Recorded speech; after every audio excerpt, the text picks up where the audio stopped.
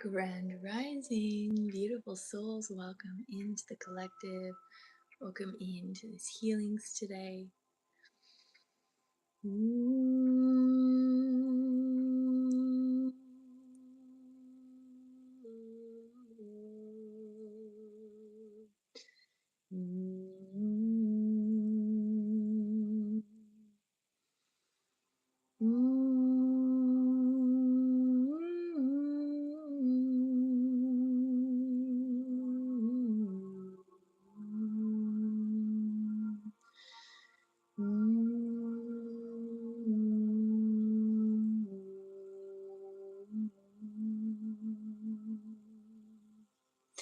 Hello, welcome in, welcome.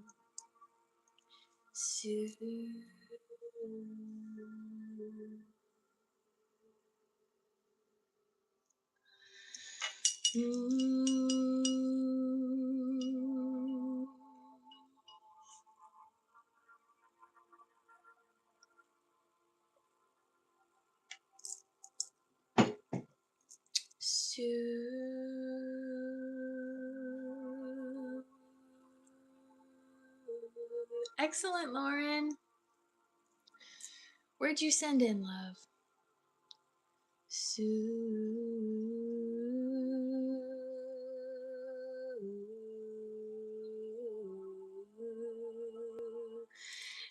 Okay, excellent, everyone. Yes, send in.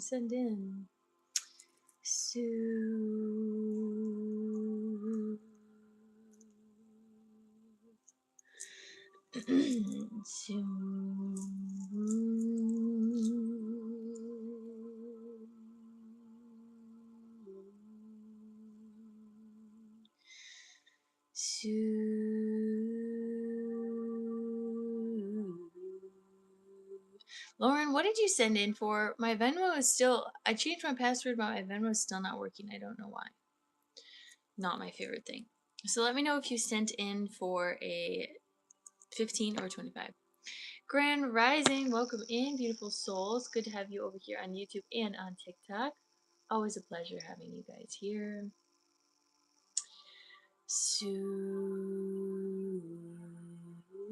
I'm glad you're here as well, Lauren. All right, so we have Lauren, Jen, and Jessica. I love that we already have 3 on the list today. That is abundance, baby. That's abundance. Hello, welcome in, beautiful souls. Welcome.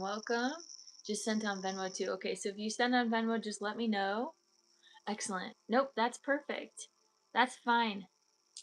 I think I just I'll have to look at it on my phone since I have both of my phones here. I can't look at it right now. All right. And then Jen, what did you send for? You subscribed? Well, welcome. Thanks for subscribing to the YouTube. And then Jessica.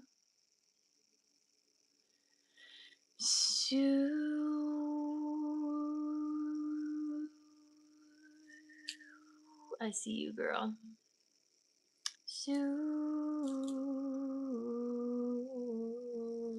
Excellent. So 3 15-minute sessions. We have 2 more spots open today already, which is beautiful.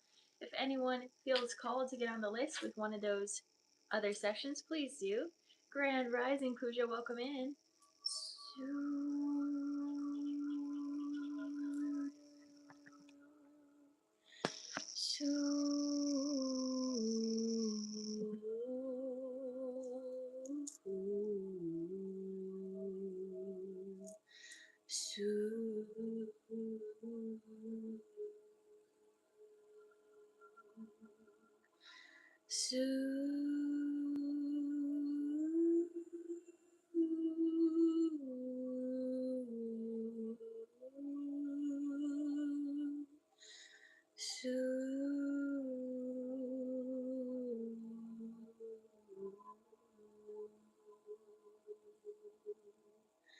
Clearing out the channel of this collective.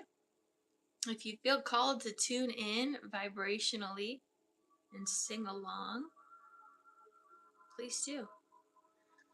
We're cleansing out this channel here. Su Ramos Kunanukush Karadiki Pia Riamos Sunus Kurutuku Kikia Su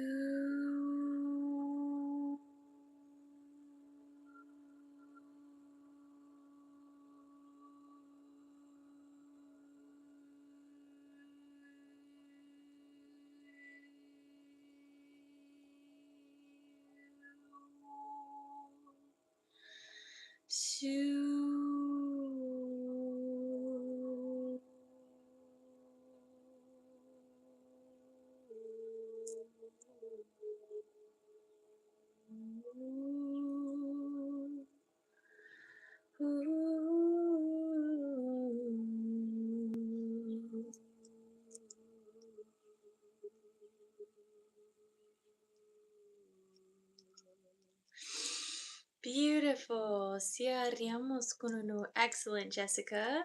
I got you down. Su, su, su. Tiariamos con uno suko tuko shkreteki siamakua. The Lyrans are coming to mind. Strength and safety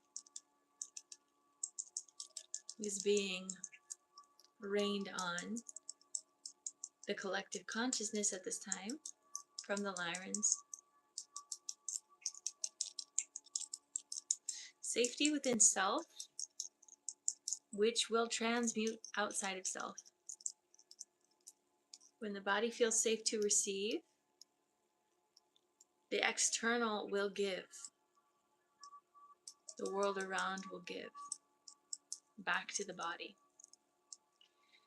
So,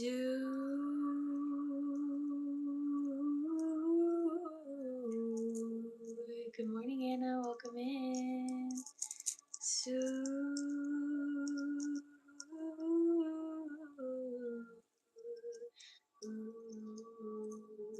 the mantis beings are also coming in, and they're sharing oils. Grand Rising, welcome in. They're sharing oils, oil of truth, oil, pineal oil, activated third eye oil, seeing, looking glass, mirrors, something with mirrors, reflection, oil. Can you clarify? They're showing oil in the third eye, oil in the mind to lubricate your understanding of things, and then they're showing a slip and slide. They're saying it's not fun to go down a slip and slide when it's not wet. They're saying they're bringing almost this lubrication into your mind to experience these thoughts quicker, to lubricate your mind with higher consciousness, golden frequencies of awakening, entering the crown, entering the brain. Hello, welcome in, everyone. Welcome, welcome, welcome. Good to have you here. Thank you for being here. This is Conscious Conversations with this collective.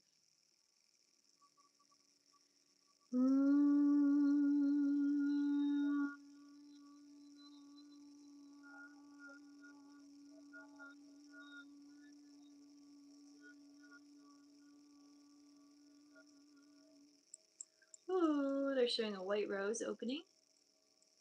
White rose is the pineal gland. So when I'm tuning into those frequencies, tune into your third eye. You might feel it buzzing in your third eye. It's like a blossoming. Okay, let's go up again.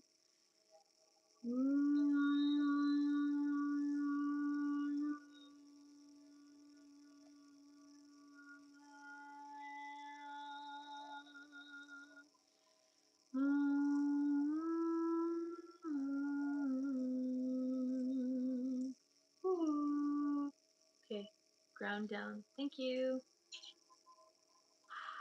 And then the Lyran's coming back in. Grounded strength, grounded power. Lots of guides, very open today, very, very present in the field today.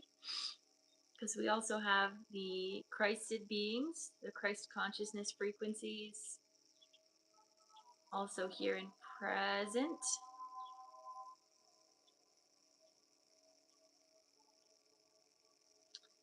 And bits of the Anunnaki energy is also here.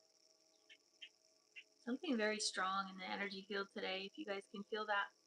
I'll talk about the words of the day. Welcome in everyone that is here. If you are new here, I'm Lydia. I'm an energy healer. I work with the mind, body, and soul to help accelerate human consciousness. And we have these beautiful mornings to have conscious conversations together because we're all going on this beautiful trajectory of ascension. So words of the day are electricity, longevity, welcoming, peace, communication, expression, love, and inner authority.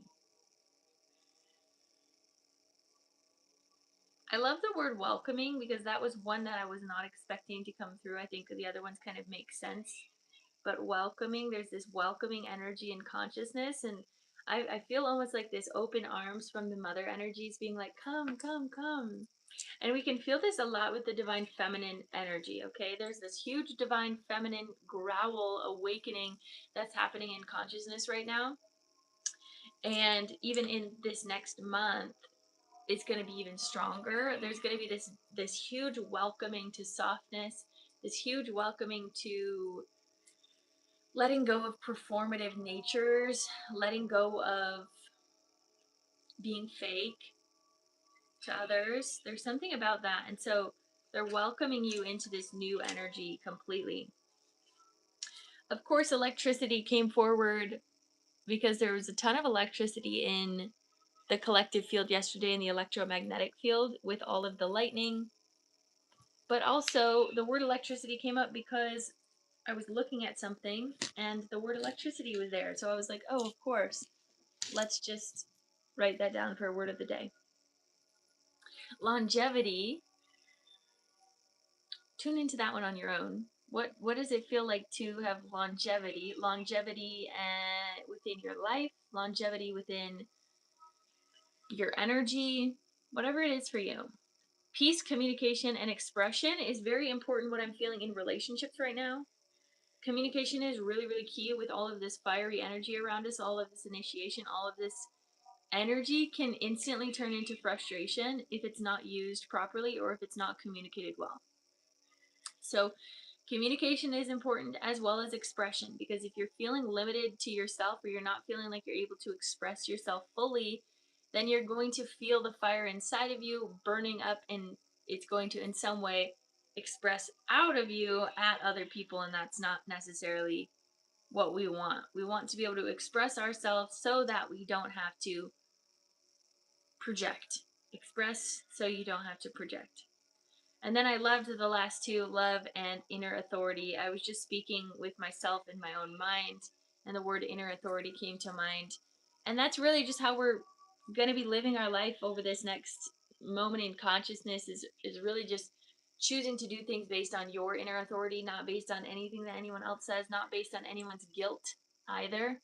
This morning I had an experience of like being guilt tripped into doing something, and I was just like, nope, that's not I don't want to be forced into anything. Like I will help out, but don't guilt trip me. Just be honest. Just be straight up and don't be mean about it. So that inner authority is really coming forward. That inner authority is really strong in our collective field right now, and again, it's important to express that without projection. Guilting is coercion. The lightning was so intense last night. Beautiful. Just stared at it for like an hour. I love that. I had to stare at it because that was the only thing I could do. I was laying in bed and I had two windows next to my bed that were just like tick tick tick tick tick tick tick tick tick. And then we had to go downstairs at one point once the sirens went off.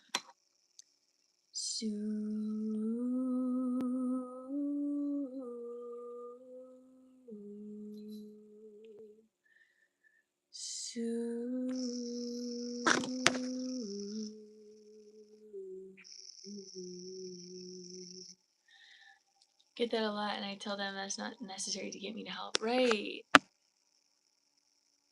Well, this took a turn. Yeah, LOL. Yeah. There is something, even as I'm saying sirens, that's kind of important in that concept of sirens. You know, as I was feeling the storm yesterday, there was this feeling of just like the gods talking, the gods kind of fighting at one another, is kind of what I felt it. And I don't tune into like mythological gods and goddesses very often, but whenever it does lightning, whenever it does storm, I'm like, ah, oh, I'm connected to Zeus. Like, I just feel that. Like, it's there. When you look up to the sky, you can see the conversation that's being had. Like, it literally feels like a conversation. It's like people getting angry at one another, and they're arguing and they're fighting, and we're able to see it. And I think a lot of times storms are just external experiences that are kind of happening inside of us for a lot of people to witness their own conflict, and for a lot of people to, in some way, understand that there's a lot of things bigger than them, right? So for example, let's say there's a family, a partnership that's having a lot of arguments, that's getting very frustrated. One, that in itself is going to manifest outside of them. It's going to cause natural things, disasters around them. That's the first thing. But the second thing is, when there is a natural disaster so much bigger than you and you have to go bunker down with that person, there is a humility that takes place, that the issues that you're having previously don't actually matter, because what does matter right now is your life and taking care of you and your family. So there's something so humbling about having natural uh, disasters or natural experiences like this, that really just, like I said, humble you. And it reminds you that you don't have to take things so seriously. And it reminds you that um, it's not that deep. It's not that deep. There's things way bigger than you, there's issues way bigger than you. And so that's what I really do like about storms, is how humbling it is. And the energy of being humbled is such a beautiful frequency that I love to work with so often, because it reminds me of my humanity. It reminds me that I am 100% human and also 100% divine. And I get to hold that presence when the divine is doing things and works around me that is out of my control. And I go, okay, it's out of my control. I can't do anything. Let me take a step back. Let me take a step back. Let me be humbled. Let me honor this experience that I'm having. Let me communicate with the gods. Let me find my inner peace in the storm. And what I always do when there's storms, like I can't not do it, is like light work. I'm like a really strong grid worker and light worker, and I like bring like these light pyramids around my house. I bring them around the houses of all of those in my loved ones. But then spirit sometimes says you have to let go of those protections. Sometimes they need to feel the scarcity. Sometimes they need to feel afraid in order to learn. So I would put up these like guards for my family, and then spirit was like, okay, you can put up a little bit of a guard, but take half of it down so that they can still feel a little bit of fear, because there is a righteous amount of fear that is almost needed in humanity to stay to stay humble, but humble in the case of understanding that they're not in control of everything. Right? That's the concept here, is that the divine also has a lot of play and art in life. Does that make sense?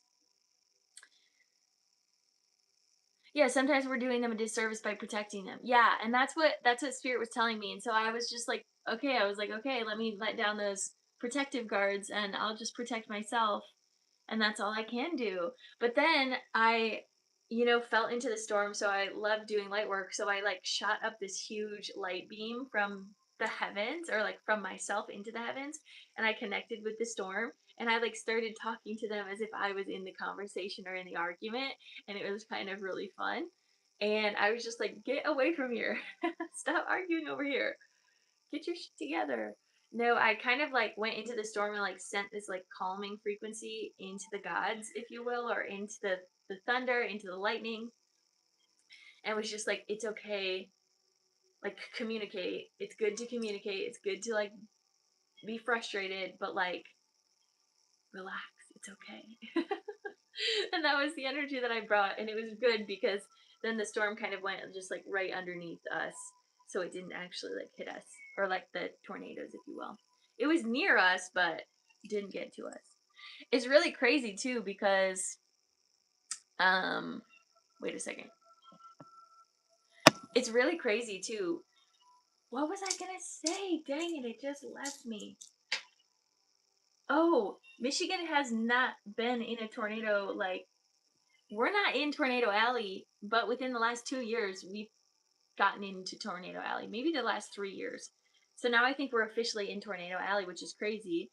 And we have all of the lakes around us. So there's so much water, so much humidity, and it's just, oh, it gets wild. So since we're not super acclimated to all of these tornadoes, like I think Michigan is still like very I don't know, nervous, new to all of this stuff. Anyways, thank you guys for being here. I appreciate y'all. Thank you for the gift. Thank you for being here. Been in a meeting. Aw, I'm glad you're here. Hope it rains a bit here soon, actually. Yes. For sure. Vulnerable. Vulnerable is a good word. Yes. Yeah, you can always book a session. You can always book a session. You need some of my Florida hurricane defenses. I know, I'm like, oh, geez. I was thinking about that. I was like, Florida has so much of this, and they kind of just like know what to do. Also, like Oklahoma, they kind of just know what to do. The earth needs some water too. Yes. All right, we're gonna open the crown.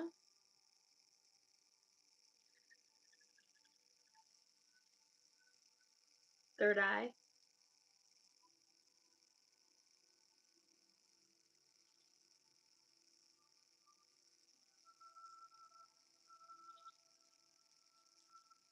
Throat.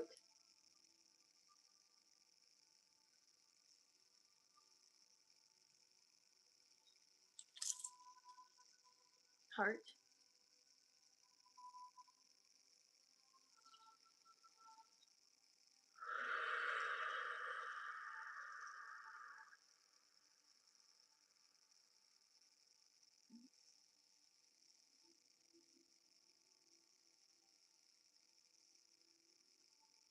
Solar.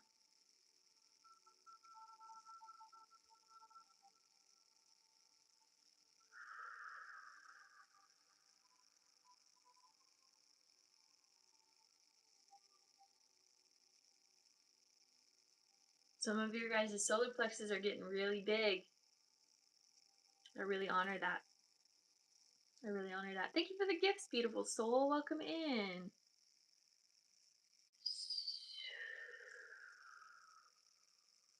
Larger impacts. So much closer to deep unity consciousness. Opening the womb. They're showing me watermelon again.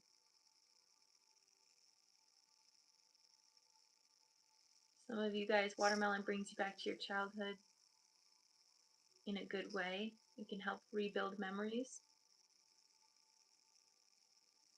The memories of you, taking care of you, enjoying your pleasure. Going down into the root, opening up. Thank you for the roses, love.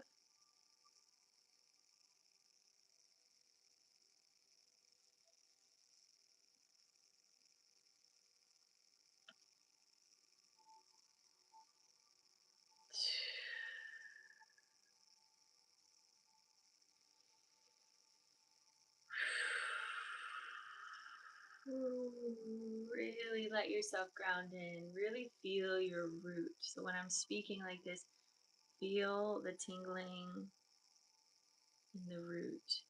Just allow your lower body. If you feel like you want to connect in with your root, kind of hum in that lower frequency.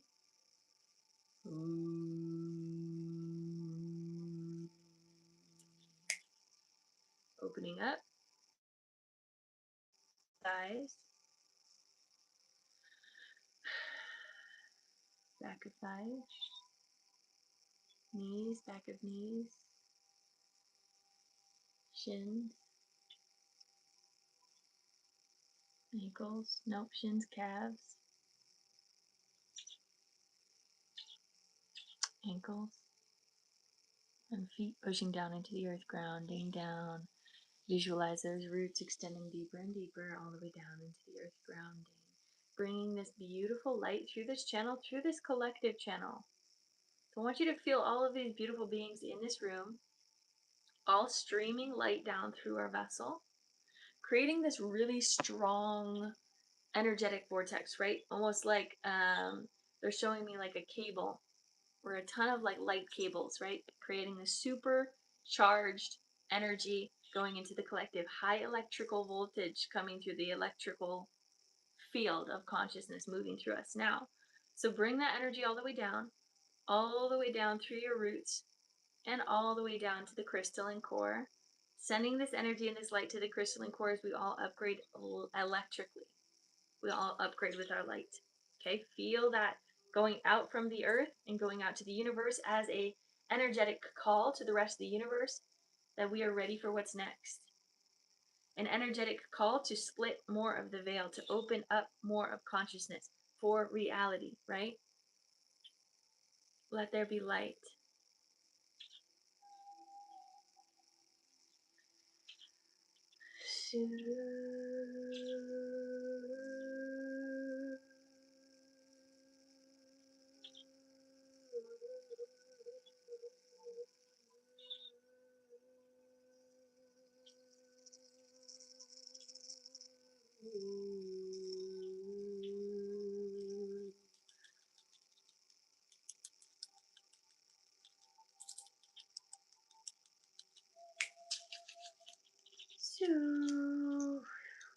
Good.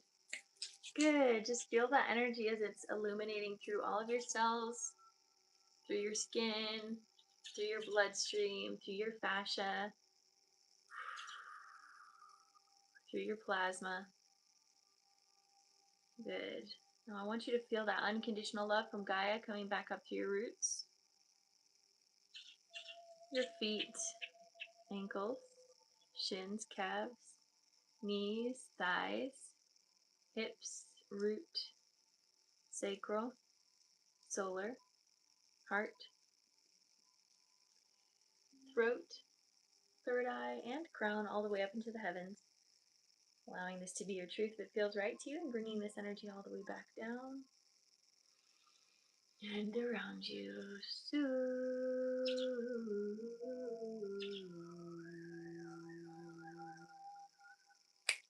Beautiful. Releasing any last energy here for the intro collective healing before we get into these individual healings. We do still have 2 spots left on the list today. If you guys are interested, you can go to my link in bio.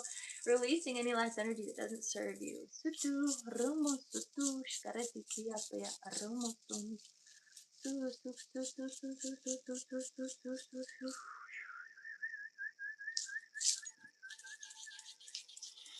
Bringing unconditional love into every cell of your body, illuminating from the inside out, appreciating the love, the joy, the peace, the bliss, the honor of being alive here in this present moment. I see you, I love you, I honor you.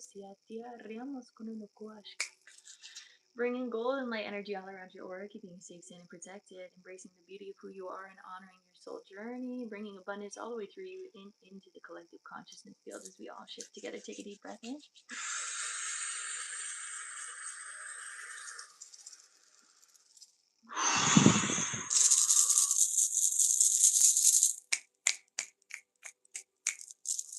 Your energy is yours, and my energy is mine.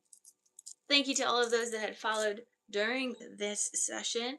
It's great to have you here. Thank you for this beautiful collective, and welcome to everyone that is here. It is beautiful to be here with you.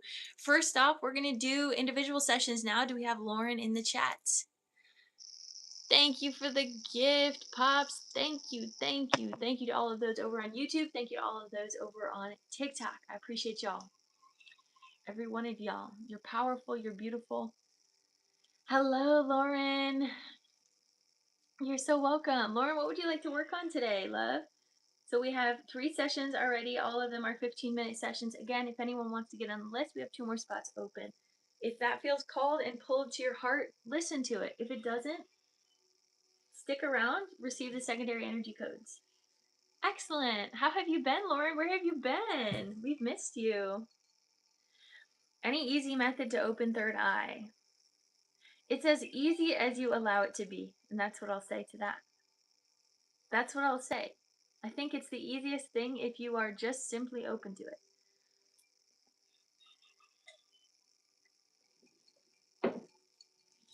So there's no one thing that you can do or no one word or affirmation that you can say to open the third eye.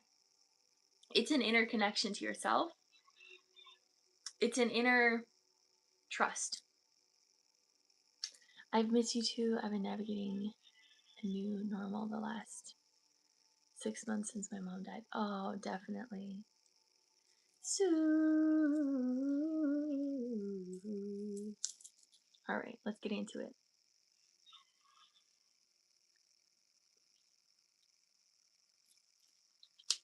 Let me get my energy ready and we'll get started. Thanks to everyone that's here. Been walking in the woods a lot. I love that.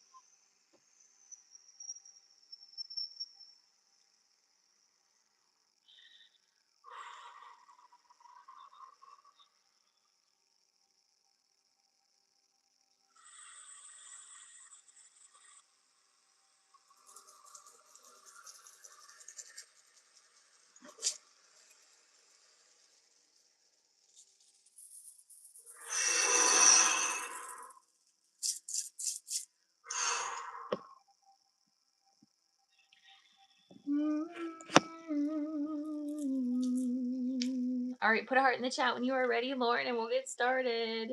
Again, this is a 15-minute session. If anyone else is in here and wants to receive the secondary energy codes, be open. Lots of beautiful energy flowing through this collective, as always. Put a hand on heart, put a hand on belly. We'll take 3 deep breaths in together. Take a deep breath in.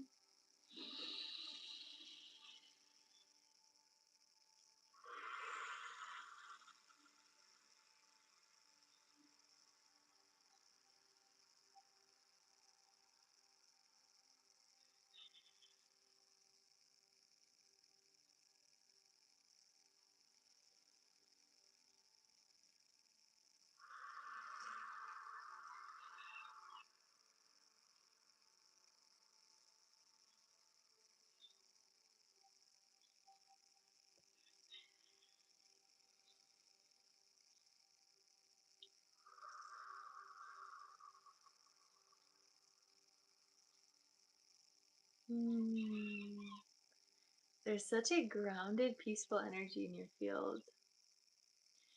And the thing that they showed me, the first thing that they said was, do not doubt. And I don't know if that is don't doubt your abilities, don't doubt your gifts, something like that. I don't know. They said that. But then they showed me the forest, and they just, like, the rest of the breaths that I took was just you walking through the forest and connecting with these different magical realms within the forest, connecting with the wisdom of the trees, bringing some light down through your crown, third eye,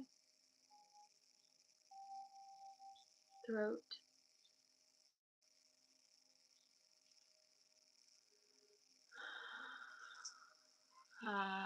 They've really appreciated your silence. They really want to honor that you stepping away and you coming into silence, you coming into stillness, you coming into a new routine. It's really good.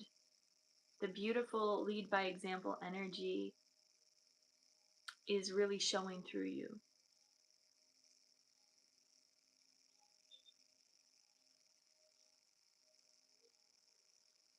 Bringing this light down into the heart. Yeah, wow. Oh my gosh, I was just thinking, okay, I've been asking the trees for their help with grieving, and I do think it's helped. What I was seeing when I went into your heart, I saw the grief.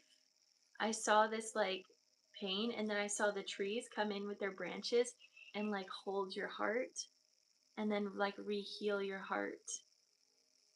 Oh, it's so beautiful. The mother energy, the mother energy of earth is just so protective and loving to your field. There's so much, the word again, innocence has been coming up a lot recently. The word innocent here. They're saying even like pure, like oxygen too, like being in around trees all the time is going to help with your lungs and healing the lungs with fresh oxygen.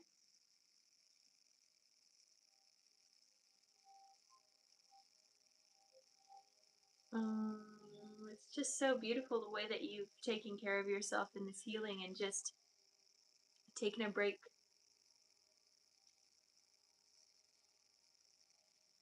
They're showing a river too. I don't know if there's a river where you've been going or this like little stream of water, but I'm seeing you going down to the stream of water and just like washing yourself. Yeah, they're saying baptism, which is something in the collective field that I've been tuning into a lot, is this collective baptism that we're kind of going through. The holy canal, they're saying, which is also the birth canal. Birth canal. Rebirth, this is a rebirth energy. Wash yourself. They're wanting you to like physically do this, like go to a river and like hold the intention of washing as if you're new altogether, as if you are newborn in consciousness. The new earth fully is growing inside of you. With your connection with the trees, you've given full permission for your body to surrender into what is next for you. And it is so beautiful and so graceful. And there's been moments of deep pain. And that pain has also been the moment to liberate you. There is a river. Okay, they want you to go to the river and like put water on your head. They're bringing energy to my heart here too. So maybe also putting water on your chest.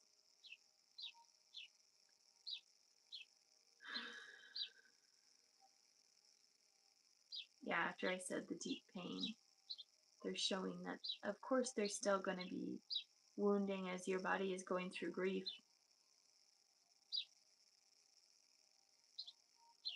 But they just honor, there's just this smile from the divine. Like, you've listened. You've listened to them, and from that, from your listening, they're continuing to honor you more and more. And they're going to allow you to follow a really, really beautiful path, an abundant path, because you're listening. Because you're able to surrender to the divine. You're able to surrender to the things that are not in your control. And then they're saying, let it go like a river. Just let the heart release.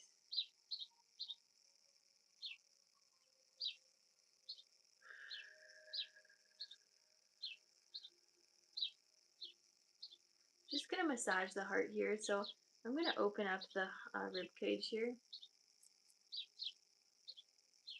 Bring my hands in, and we're just going to massage. There is still some pain in there that's wanting to come out.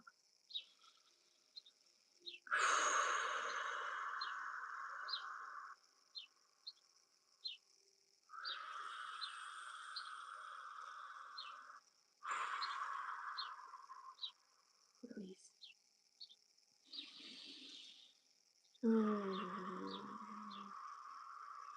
Be held.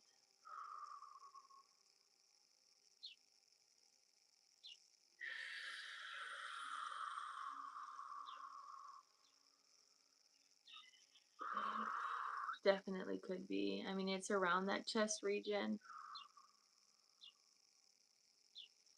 Let's open up the back then. So we'll go into the spine. So I kind of open up the front ribs. We're going to open up the back of the spine and just kind of opening that up and opening up the back of the shoulder blades.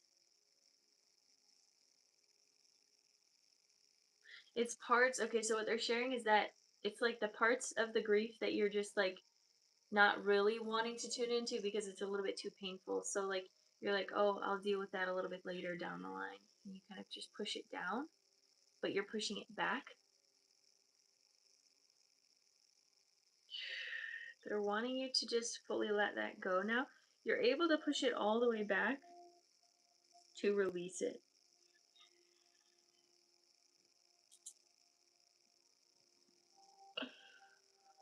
Oh, that's an interesting energy. It's like really in there. It's like really in the muscles. Let me massage that out here. They're saying also a physical massage could also help.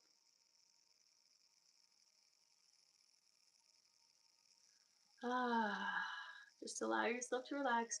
Maybe shake your head a little bit. Let those shoulders drop down. Because when we're holding tension as well, we'll kind of just stoop those shoulders up just a little bit. And when we do that, we're going to hold tension in the back. So extend the shoulders and drop the shoulders. Still feeling some energy through that heart space. If you feel called to also tap, this is a great way to also release some energy, to just feel into the heart, to give it permission to be felt, to be moved, to be healed, to be loved.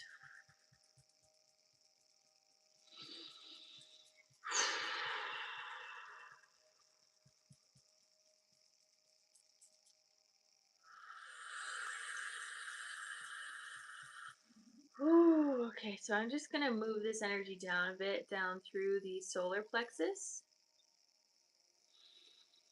They're saying make sure you breathe through the sacral and through the root. Open, relax, let go. This is out of your control. Trust. Moving through the hips, the thighs, the back of the thighs, the knees, the back of your knees, shins, calves, ankles, and feet.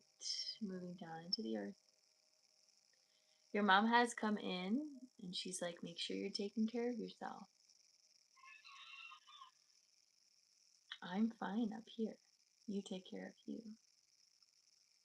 She's sending in some love through your body, so allow that to be felt.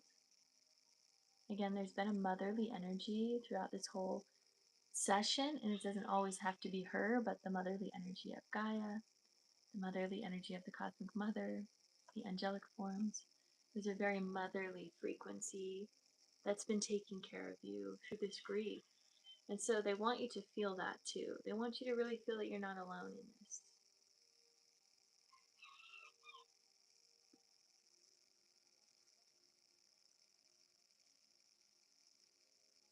Let your energy flow. Mother Mary is also coming in. Just really relax here. Relaxing through your spine, relaxing through your muscles, all the way down. I'm going to open a bit more of the solar plexus. Again, trusting yourself, letting go of any doubt,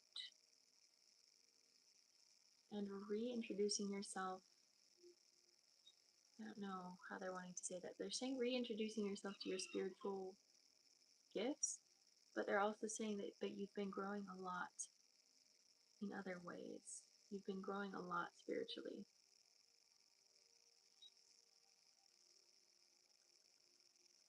They're saying reinventing yourself, which I think that's something that you had said. You're reinventing yourself spiritually to hold more trust.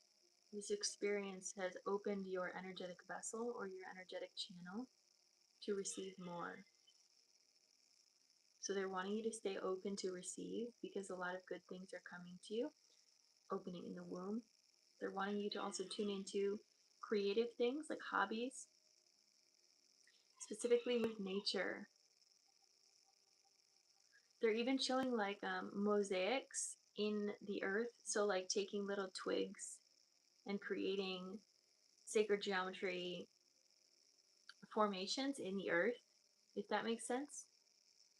They're showing that could be something that helps calm down your mind, but also connects you into earth and connects you into the magic of earth. They're really enjoying that you've been spending a lot of time outside. Specifically the Gaia beings, the magical beings. And I'm seeing deer. Very soft energy. Opening the root again here, relaxing.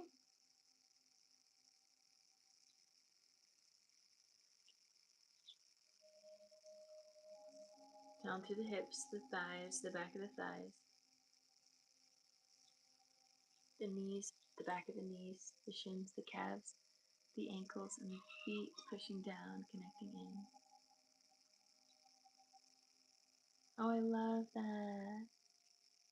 I love that. And just releasing into Gaia and feeling her roots connecting with all of these mother trees that have been watching over you and taking care of you. Ah, there's just so much love that I'm feeling from these trees. And like I can tell that it's reciprocal, right? Like a tree isn't necessarily going to hold that type of relationship unless we're holding that relationship with them too. There's just such this reverent, this bond, this motherly energy from these trees that you're connecting with, and it's really beautiful as they're guiding you through this moment. So just keep doing that. Make sure you're drinking water, and a dove just flew. And then also, if you feel called to doing kind of that river baptism, that fresh uh, release of energy, feel free to do that. So bringing those roots all the way down to the crystalline core, wrapping your roots around the core, which is bringing this beautiful white light down to your crown, third eye, throat, heart, solar, sacral root, hips, thighs, knees, shins, calves, ankles, feet, down to the roots, down into the crystalline core, shifting this up and around for all of those that are also experiencing grief, to find a pathway to healing through your example, through your connection to earth, bringing this up through your roots, feet, ankles, shins, calves, knees, thighs, hips, root, sacral, solar, heart, throat, third eye, and crown, all the way up into the heavens, allowing this to be your truth that feels right to you, and bringing this energy all the way back down and around you. And so it is. Just a lot of light, peace, and stillness. They're saying you're exactly where you're meant to be, you're doing exactly what you're meant to do, you're listening beautifully, and so they just honor you for your journey. Releasing any last energy that doesn't serve you, letting it go, letting it flow, letting it go, letting it flow, letting it go, letting it flow. Hello. Bringing unconditional love into every cell of your body, illuminating from the inside out. Appreciating the love, the joy, the peace, the bliss, the honor of being alive here in this present moment. I see you, I love you, I honor you. Bringing golden light energy all around your aura, keeping you safe, staying protected. Bringing abundance all the way through you and into the collective consciousness field. Take a deep breath in.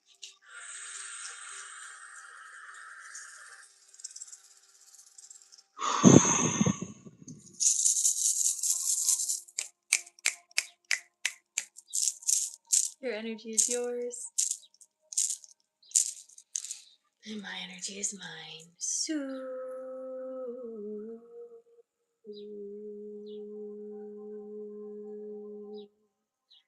And so it is.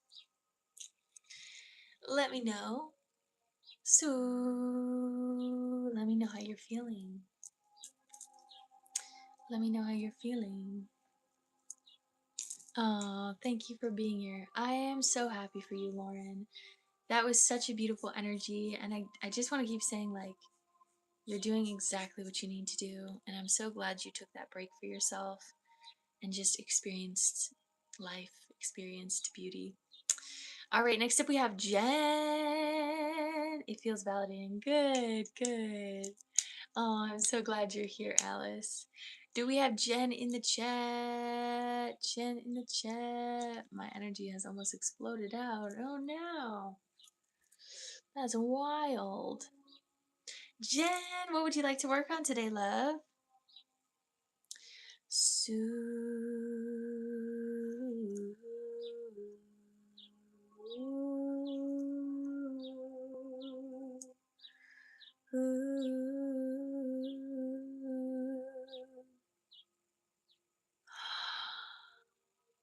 What, Jen? What?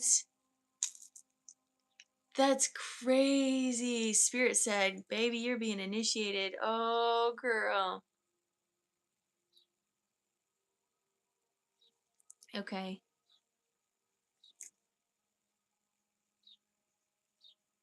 You know what's super wild, y'all? And this is not the only one. Jen, I had a session yesterday with a client that also had a very similar thing where she got reported for something. And she's on the brink of like, I don't know if I'm going to get fired or if I should go full-time healing.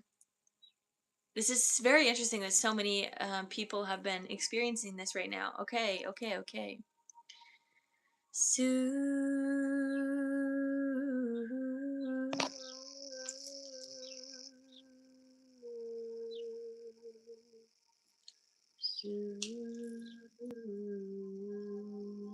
Okay, let me get my energy ready and then we'll get into this. We'll see what is meant to come up. What I do want to say right off the bat, what I know you already know, is that fear is not the solution.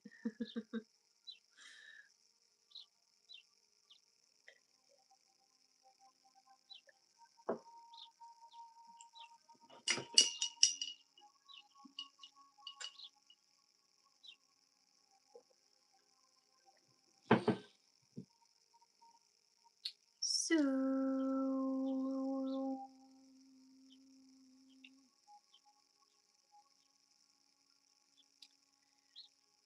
I don't know what you're talking about, fam. I'm just doing me. That's what's going on. All right, let me get my energy ready.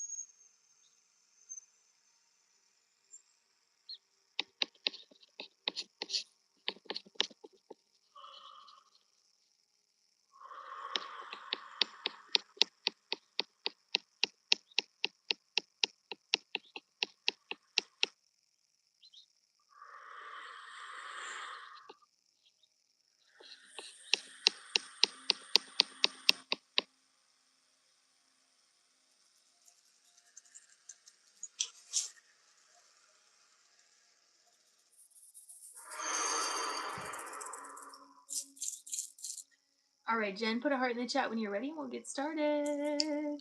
Again, anyone else in this collective that needs to tune in with this, feel free to receive whatever energy is meant for you.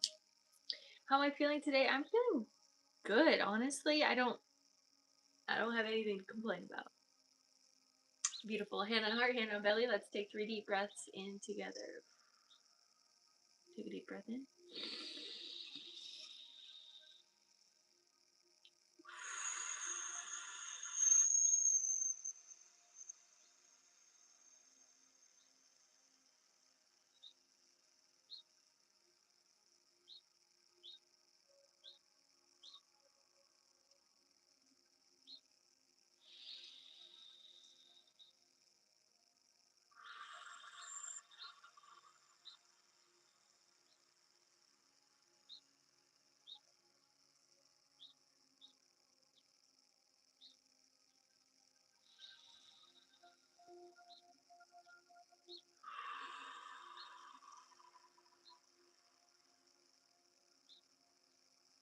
Okay, they're saying you're the type of healer that needed this push. Point blank, period. You have known your power, you know your power, you're very strong, you have a lot of strength in your energy healing. You already have, in some way, some clientele. And they said if you didn't get this push, you wouldn't be the healer that you're about to be, because you're meant to go all in. That's the energy that you have. You're not a you're not a half-ass type of person. Okay? It's weird that they said it that way, but they're saying you're meant to go all in. But they're saying, I love that. Yes, go follow Jen. She has really great energy transmissions and things like that. Go follow her. Really great healer. Let's support other healers in the community. Um, One thing that they are saying, though, however, is that it's really necessary for you to be grounded right now. Because right now, what had happened, you get this burst of frustration, energy, fear, that then is going to push you out of your body, because you're very easily dissociative. You're very easily like, ooh, you drift up whenever there's a moment where you're kind of out of control. And they're like, Jen, come back to earth. This is what you've been asking for. This is what you've been wanting. You know that this is your soul calling. You wouldn't have the abilities or the gifts that you have if this wasn't your soul calling. So they're saying, come back to earth, be very grounded with this, knowing that it takes very beautiful and easy steps to get to where you want to be. It takes dedication and commitment and trusting in yourself for others to be attracted to your energy. When you are fearful of your business, or when you are fearful of not getting money, or when you are fearful of not having clients, that's the energy you're attracting, the energy of repulsion, pushing that away because there is fear. But they're saying, fully trust your gifts, go all in. There's a lot of success coming forward to you. There's a lot of magical experiences coming forward to you, but it is needed for you to go all in. It is needed for you to be very, very dedicated to your craft, is what they're saying, because they're showing a lot of changes in the womb as well. So there's a change in your neuroplasticity that is needed to go forward, a change in your identity, and a change in your daily schedule. Okay, so you already have had a schedule of working, probably like a 9 to 5 type of situation. And they're saying you don't need that for a spiritual job, but you do need commitment, and you do need dedication, and you do need consistency. Consistency is key. Momentum. Momentum is key. Give me a second. Bringing more light down to your crown, third eye, throat, heart, solar, sacral root, hips, thighs, knees, shins, calves, ankles, feet. You're a master alchemist. They're saying alchemize this pain to be the fuel that you need to push you forward, to accelerate deeper. Okay, there is going to be this interesting moment of pullback. They're saying that initiation was like a fire alarm. This like fire, when they're like, there's a runner and they have like that, gun thing that's like, go, it's go time. That was your initiation before you got fired. And now they're like, it's go time. Use that energy, use that momentum of fear to alchemize it into power. Use it to be like, oh, I'm going to do even greater than I ever expected. I'm going to do even greater financially than when I was in a 9 to 5. And I'm going to do less work throughout the day. They're saying, like, show this to yourself, give yourself the confidence to believe in this, because that's the energy that you're here to provide. You are gifted, point blank, period. Let it be known within yourself. Feel that deeply. The more that you're able to hold confidence within your own giftedness, the more others are going to be attracted to you. The easier it'll get. I had a very similar situation, not necessarily similar by being fired, but I could not work in anywhere. I couldn't work. I literally just needed to be outside, and I was like, I'm going to quit my job, and I'm going to just see what spirit does. And I quit my job, and spirit started giving me clients, and then I would start doubting myself, and then I would get less clients, and then I would just be like, okay, I'm just going to do what I love, and I'm going to share my gifts, and then I would get clients, and then I would be like, oh, but I need to make money, and then I would not get clients. And it was this back and forth of like, I'm doing it because I love it, and that love of it is what is abundant. When I'm doing it because this is the money and the resources that I need, it doesn't attract as much because there's this need-based energy rather than this love-based energy. So you're meant and you're being called to work with this love-based energy and allow that to be your motivation. What is your motivation? We talked about this before in one of your one-on-one sessions. What is your mission statement? Tune into that. What is the mission statement outside of financial gain? And what is the mission statement as well with financial gain? And you're allowed to hold both of those. But mainly, they want you to feel your frequency, your energy as abundance already. Okay? They're getting a little energetically heated in here. I like this though. There's a lot of like energy coming forward. They're saying, do not fear, let go of control, take it one day at a time, and let love lead you. Let your heart lead you. Remember that this is why you're on this planet. You've been wanting this. Remember that you've been asking for this subconsciously, and we've gifted it to you after this initiation because we told you it is time. And you have to listen. Listen. It is time to step forward in all of the dreams that you have had and all of the dreams that are now coming to the surface. They're showing women's circles. They're showing bonfires. They're showing ceremonies. They're showing healings in parks. They're showing teachings. They're showing YouTube. Allow yourself to be known to the world. Trust yourself. Be confident in yourself. You've already seen it when you started your TikTok account and you had so many people already seeing you and witnessing you. There's a reason that that happened, and there's also a reason that you got fired for that TikTok account because it's impactful and because it's important. And you know that. Feel that. Feel that. Okay. Bringing some more light down to your crown to relax the body, to trust into the transitions, moving through your third eye, moving through your throat,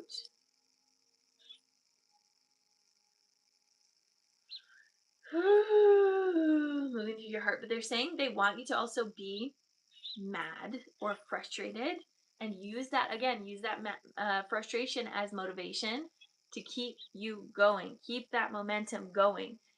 Have time to really visualize your dreams and bring them to the surface through embodying them. No longer fearing, because they're saying a part of you not having as many clients as you want is the fear of what that's going to do to your body, what that's going to do in your energy field. Can I handle it? Am I a strong enough healer? All of these questions that are doubt. They're saying, let go of doubt. We called you into this position for a reason. Take accountability for that.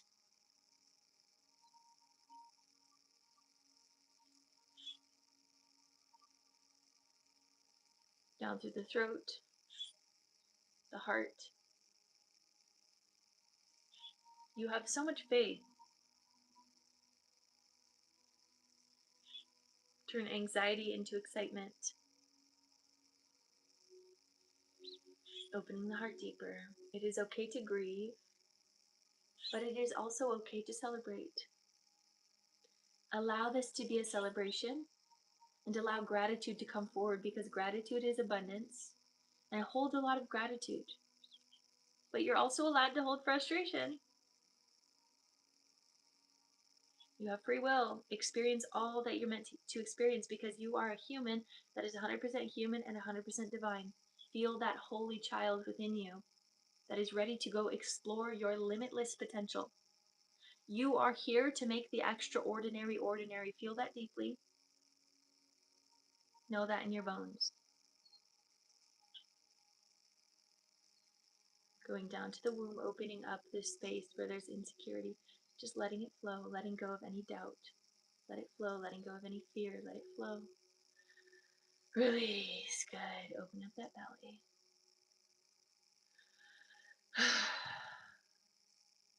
Trust. Surrender into the river of the divine. Flow with it. Allow the river to flow all the way through you. Do not try to stop the river from moving. Just let it go and float with it, and let the divine show you where you're meant to be. Allow the external experiences around you to come to you. Allow certain experiences that are meant for you to be magnetized to you, but you have to let go of the fear. Give permission now for that to let go.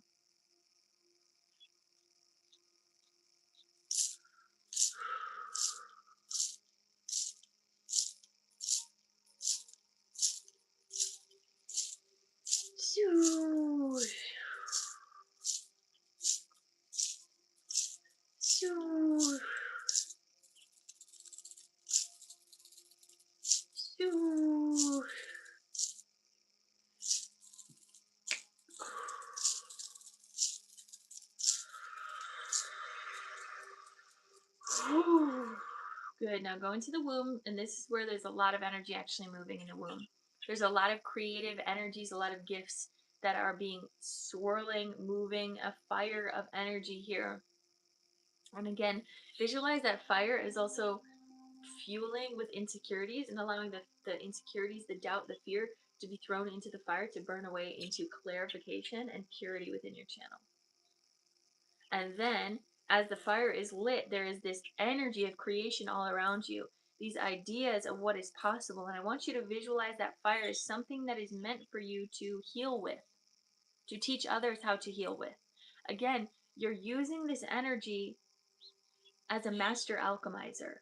And you're meant to learn from this experience on how to alchemize so deeply into the reality that you're really looking for. You didn't actually really want to work the 9 to 5 job. Maybe there was consistency and convenience, but your energy is not meant to be attached to the old matrix. And you know that. This is your call by the divine, and trust that the divine is going to take care of you dearly because you are a child of God and your birthright is abundance. Believe in that. Opening that up deeper here in the womb. Letting it flow down into the root and solidifying and opening up here in the root. Again, stay grounded. They're saying that's going to be really important because we want to have grounded manifestations, not up here manifestations, because then you're just going to manifest from a higher dimension. They're wanting you to manifest groundedly, in the grounded form, in the physical reality. Be grounded. Stay in your body. Through the root, open up. Hips, thighs, back of thighs, knees, back of knees, shins, calves, ankles, feet, down into the earth. Bring this abundance all the way through you, down through your roots, all the way down to the crystalline core. Wrap your roots around the core. Send this energy up and around through your state, through your city. All of the people that are meant to work with you, allow them to light up now within your field. Allow that magnetic attraction and that pull to come to you. Knowing that you are worthy to have clients and you are worthy to receive abundance. Okay? Bringing some more light down all the way through. Bringing this energy all the way up through your roots, feet, ankles, shins, calves, knees, thighs, hips, roots, sacral, solar, heart, throat, third eye, and crown all the way up into the heavens, allowing this to be your truth if it feels right to you, and bringing this energy all the way back down and around you. And so it is.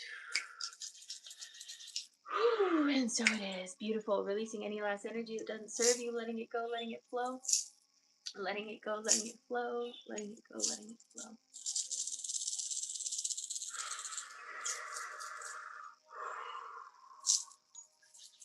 Bringing unconditional love into every cell of your body, illuminating from the inside out, appreciating the love, the joy, the peace, the bliss, the honor of being alive here in this present moment. I see you, I love you, I honor you. I truly do. I truly do.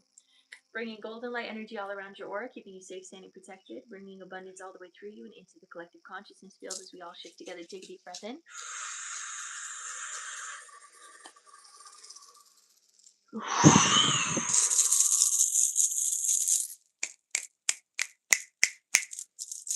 Your energy is yours.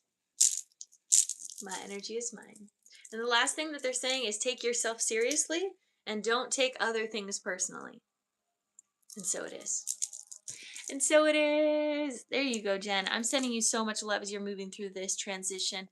I really loved that session. Your spirit guides were really intense about that. And so if you are feeling called to do a one-on-one in some capacity, that could also be something that we could tune into for that.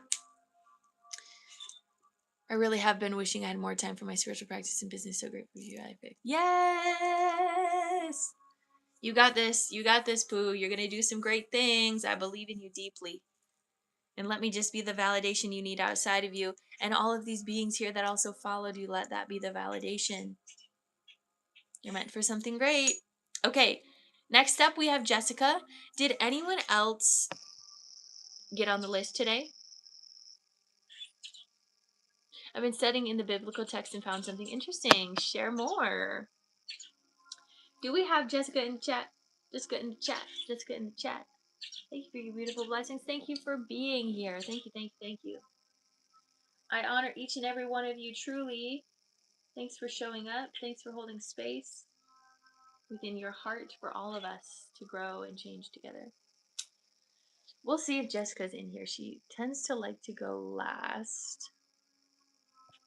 So let me go to the bathroom real quick and then we'll be right back. 11:11 on the clock. I feel like I have to wait a minute until just to hold space for this 11:11 energy, holding a deep breath in together.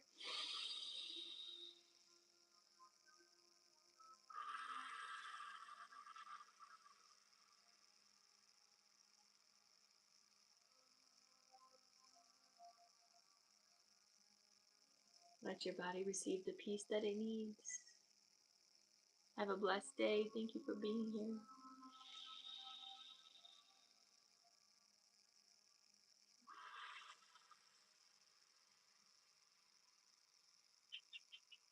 Beautiful. All right.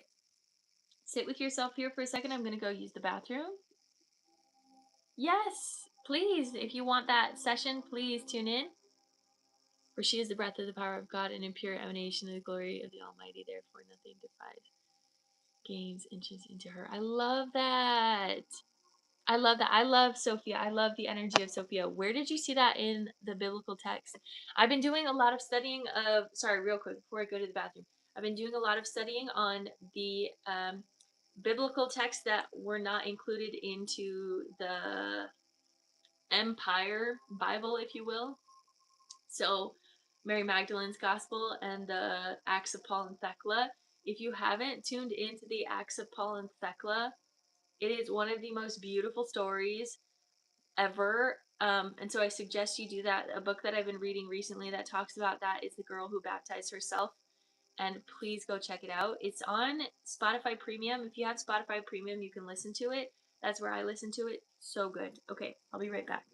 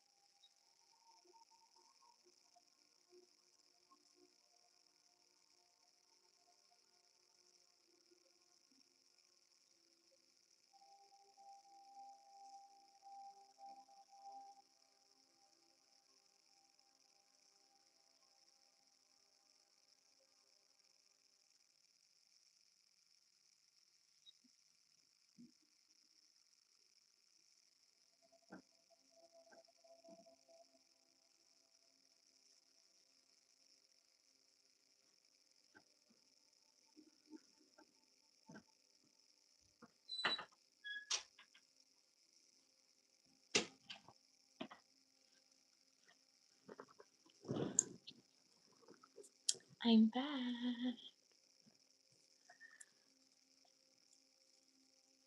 Hinduism into my life. That was my first map. Very beautiful map. That I love that. Good morning, beautiful souls. Welcome in. Thank you for being here. So, Anna, if you did take that last session, let me know. Or I guess we still have one more session too. So we have two more sessions, two more spots open if anyone wants to get the other one.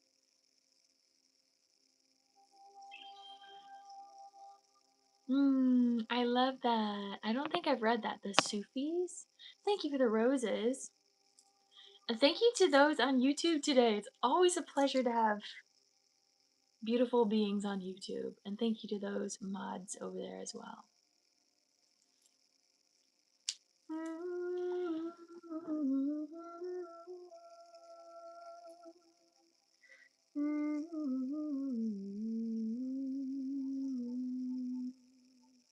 Excellent. So, all right, Anna with a 25-minute session. Anna, is there any intentions today, love?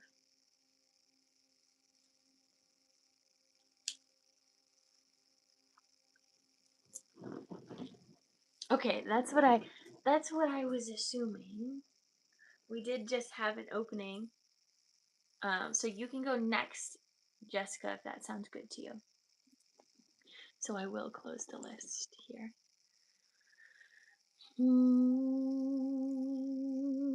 Spirit's been guiding me to do 4 sessions, being not so overwhelmed with my energy, which is good. Ever heard of Rumi? He was a Sufi. I have heard. I just feel like I don't know a lot about that. I'm very curious, and I wrote it down, so I'll look into it. Yay! All right, Anna, is there anything specific you want to work on today, love? Anything you want to tune into? You're probably typing.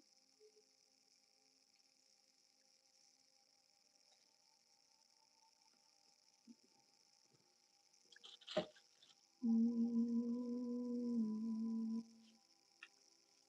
don't like when there's like condensation. Spirit light, excellent.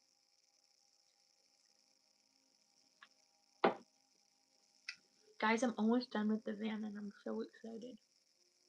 Okay. Let's get into it.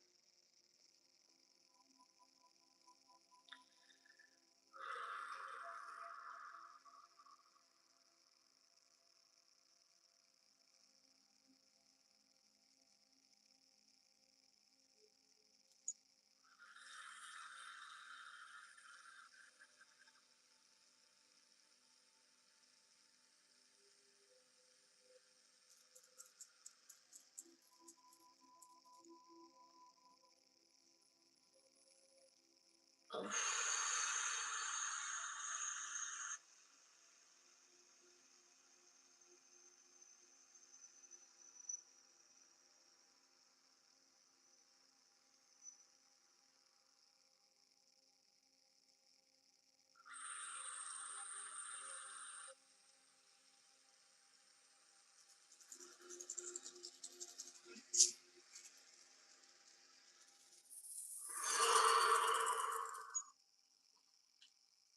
All right, Anna, put another set of hearts in the chat when you're ready, and we'll get started.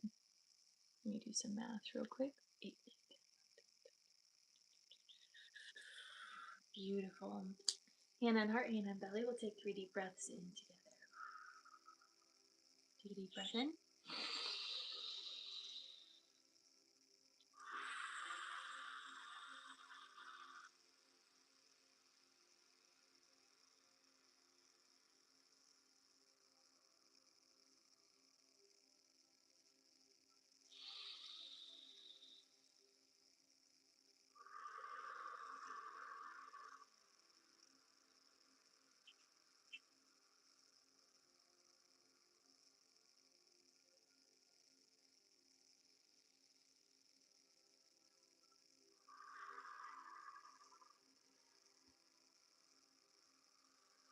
Okay, interesting.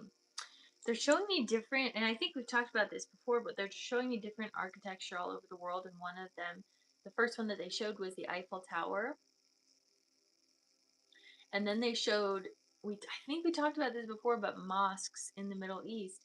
And they're saying, you're meant to travel, don't limit yourself to the old program. Don't limit yourself to a need to stay confined to certain hours in a day to work, if that makes sense. They're saying like they want your work to be fun and you want your work to be fun. Allow work to be play. Enjoy it, travel, experience all of life. So that was something that they showed right off the bat. So give yourself time to do that. And then they were showing Moses parting the Red Sea. They're saying you're making your own path, you're paving a way for society, and you're building a bridge. You're building a very beautiful bridge for society to walk through as you are opening consciousness to a greater ability to connect with architecture, because architecture and the structures of reality, whether it's agriculture architecture, physical architecture, whatever it is, the structures of reality are the expression of ourselves outside of us. So if we're living in a world that has a lot of beauty, the inner self is going to feel very beautiful. If we're living in a world that is very disoriented or very distracted, that's what the inner self is going to feel like. So what you're doing when you're doing your work and what you're doing your job, and I don't always mean to tune into your job, but it's very, very strongly aligned with your soul purpose. So it comes up quite often. And they're showing a huge apple tree. It's a part of your soul growth. It's where you learn most of your wisdom is through your job. But anyways, what was I saying? That you're creating this structure, this calm in the storm, for others to witness and to look around. And I just keep seeing all of these beautiful like trees, but also these beautiful water fountains. Like having water structures in these places is really important to remember abundance, because water is the flow of abundance. So they're saying if you don't have a water fountain or something like some sort of water experience in your office or near you or something that you can look at or go visit, they're wanting you to do that and to invest more in that experience of abundance. They're wanting you again to also go witness other experiences of abundance all over the world. And it's going to help inspire your energy body to remember that it's not just one location that you're helping change the world. You're helping change the whole world. Whether you can fully understand that, see that, or not, it's okay.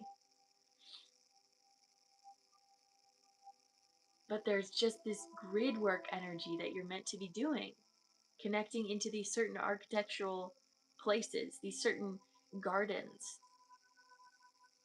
that you're meant to just hold deep reverence for. That in itself is enough. That in itself is a part of your job. Let that be known. Let that fun be experienced through you, through your divine bliss of reality. The more that we can perceive reality around us as beautiful and blissful and wonderful, the more it's going to manifest in us and then through the rest of the world. When you can change your perspective in one capacity, it'll change the perspective of all of you. Okay, that's just what they're saying right off the bat. They had showed something else as well. So I'm going to ground you in a bit deeper, and then we're going to go into some of your galactic connections because those have been coming through. So going through your crown, third eye, throat, bringing light down, heart,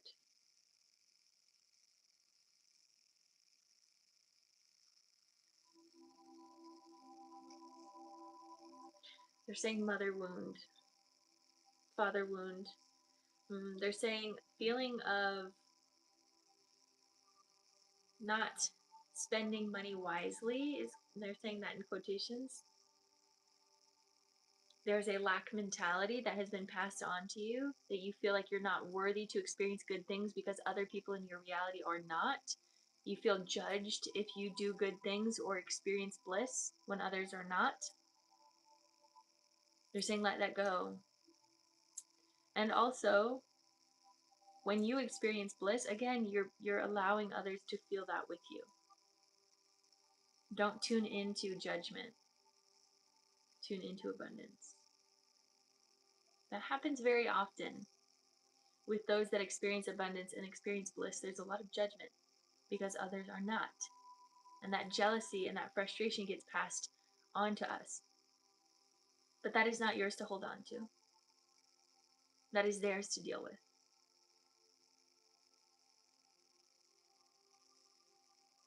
experience good things.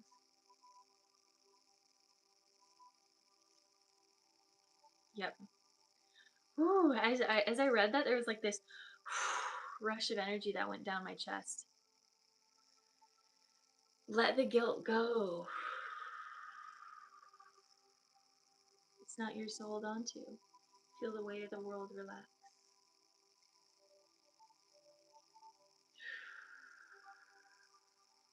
Good things are meant for you. You're meant to experience bliss. And again, ultimately, what you're doing when you're able to experience these really high value experiences is you're showing them, you're leading by example that it's possible. Because for many that have experienced a lot of lack mentality, they just don't even believe that it's possible. And when we're able to witness others very close to us experiencing that, it can actually help be like, oh, this is real. I can do this. I can travel. I can have fun. And that's what your parents almost need to see, or your family, or people around you, relationships, business, friends, whatever it is.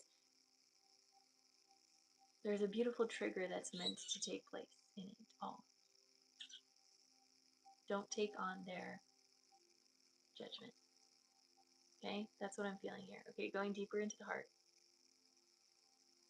I'm afraid to pass that lack mentality to my sons. Then don't. Period. Then don't. Because what the fear is doing is enabling the lack mentality. It's saying, well, I'm afraid to do it, which means I probably already am doing it. Let go of the fear and just be like, I actually don't align with that at all. It's not a part of my frequency. What I do align with is really beautiful things for my life. Traveling, experiencing life together, enjoying bliss together. One of the greatest things that I want to say, one of the greatest forms of abundance is food, because you can't eat money, right? You can't eat money, but you can experience life through food and through water. And when you can go experience really good food together, there's something so abundant about that. So it doesn't even have to mean going to Paris to experience the food, but it just means like enjoying life together. There's something about that that's like enjoy life together and allow your family to feel that enjoyment without lack. I feel extremely happy when my fridge is full. Yes. See, so it doesn't have to be so extreme in that nature. But Spirit is asking you specifically, yes, you are called to travel. So feel into that. But for the family and for all of your parents, or your parents, your siblings, whatever that is, and your kiddos, feel into that abundance every time you eat food that is good, that's good for your body, good for your soul, good for your mind. Just feel that abundant nature and let go of lack. Okay, that's what they're showing. That's what they're sharing. So we'll go deeper into the heart, see if there's anything else that wants to come forward from the heart. Yeah, I just keep seeing the mother energy. So maybe it's your mothering nature, but it might also be something that your mom passed to you.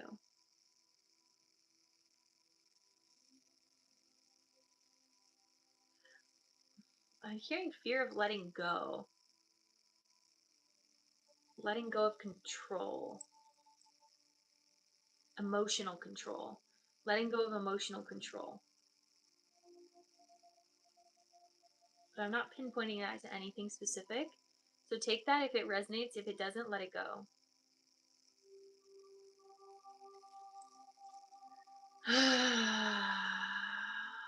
My mother's mentality of lack.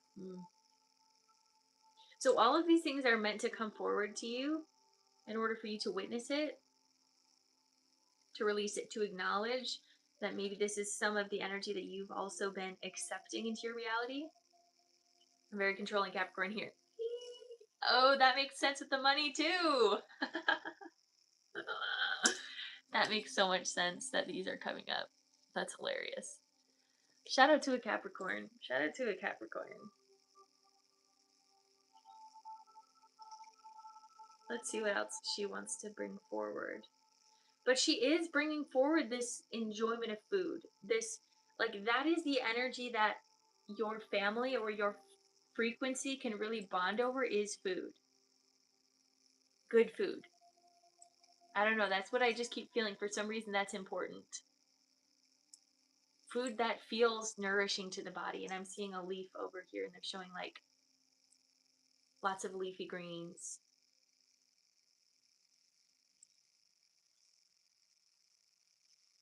Okay, I'll leave that there. And then we'll go down into the solar and open up. So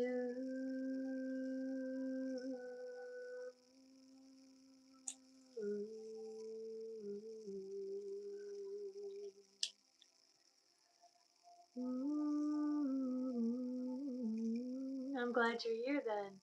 So opening up deeper in the solar. Thank you for being here, beautiful soul.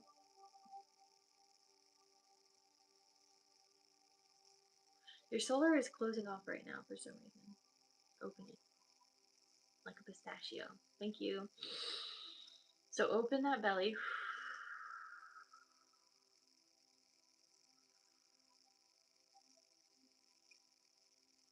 There's an energy of you trying to like hide from yourself. You're like, I don't want to see this. I don't want to witness that I'm in some way like my mother. But they're also wanting you to see how beautiful your mother is and how beautiful that has passed on to you. There's a lot of really beautiful things that are held within your lineage, and they're wanting you to hold on to that beauty.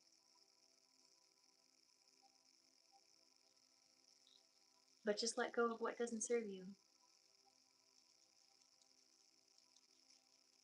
Yes, of course, not always, and not always at all. I think there's been a lot of things that you've healed. I'm feeling energetically between you and your mom, but this is just something that's coming forward for some reason. So just allow whatever is meant to trigger within your body to just be seen, to be recognized, and to move through it.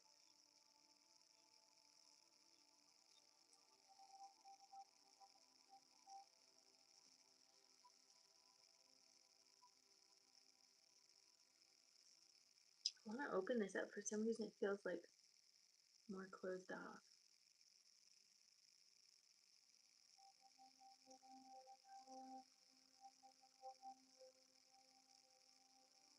I'm hearing this like, I don't need your validation. So I'm going to move on to the sacral. We're going to open that up.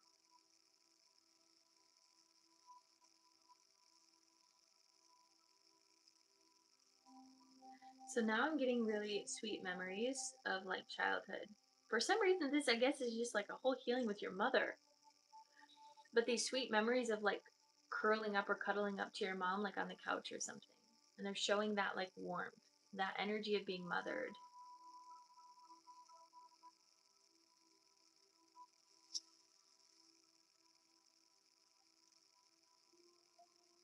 They're wanting that you to feel that in your womb.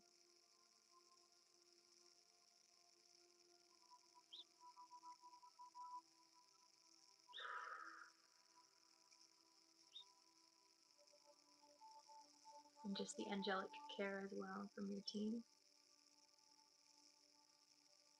This very mothering energy around you, supporting that you are stepping into your highest form of mother, supporting that you're stepping into your highest form of good, your highest reality, where abundance is your birthright.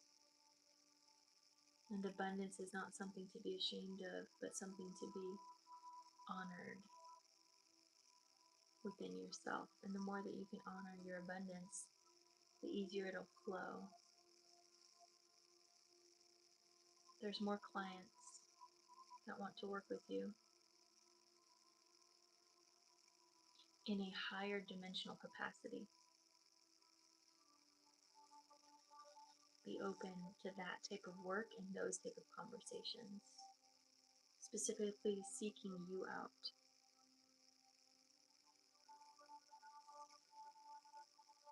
And allow your body to be safe as you continue to rotate your money. And again, they're showing this interesting thing with money of like spending your money, making sure that you're using it. Because if you're just holding it, it gets like there's like cobwebs. is what they're saying. Interesting. They're saying make sure you're rotating and moving your money and using it and flowing with it.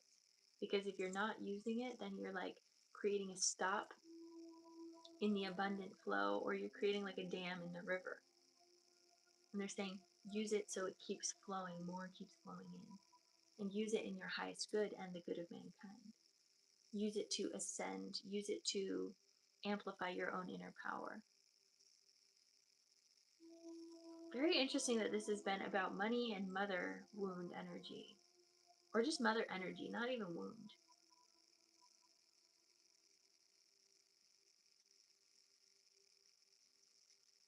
I just got an inheritance. Ah, maybe that's a reason why it's coming up. But spirit is like, just relax. I don't know why. Okay, going down to the root, opening this up.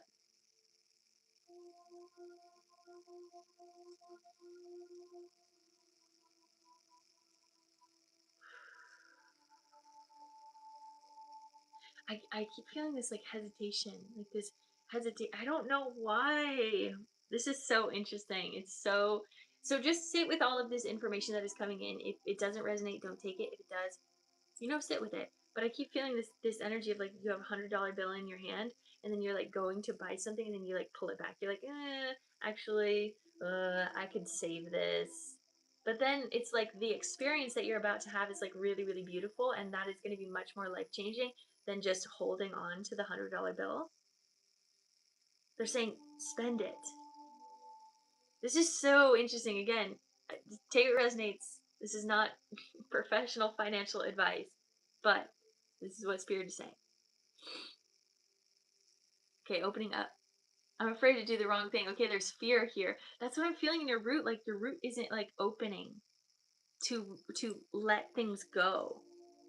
But it's like the more you let things go, or you let yourself experience things, the more energy is going to come in. And they're saying the same thing with your kids too. They're wanting your kids to have the greatest experience, and I think you also want your kids to have the greatest experience. But there's also this mentality of I don't want them to be spoiled, or I don't want them to be too privileged, that they're in some way like almost bullied is what I'm feeling. But Spirit is like, let it's not the energy of being spoiled, but let yourself be pampered. Let yourself experience good things because you worked hard for it. Allow yourself to be deserving. Allow yourself to receive. Ah, that's the word I want. Allow yourself to receive. Allow yourself to receive. Because there's this almost this tension of not really wanting to receive. That's very subconscious in your field. You have to give to receive. Very interesting, this session. So keep flowing. I'm going to open up that root just a bit more. That's my mother's mentality. Okay.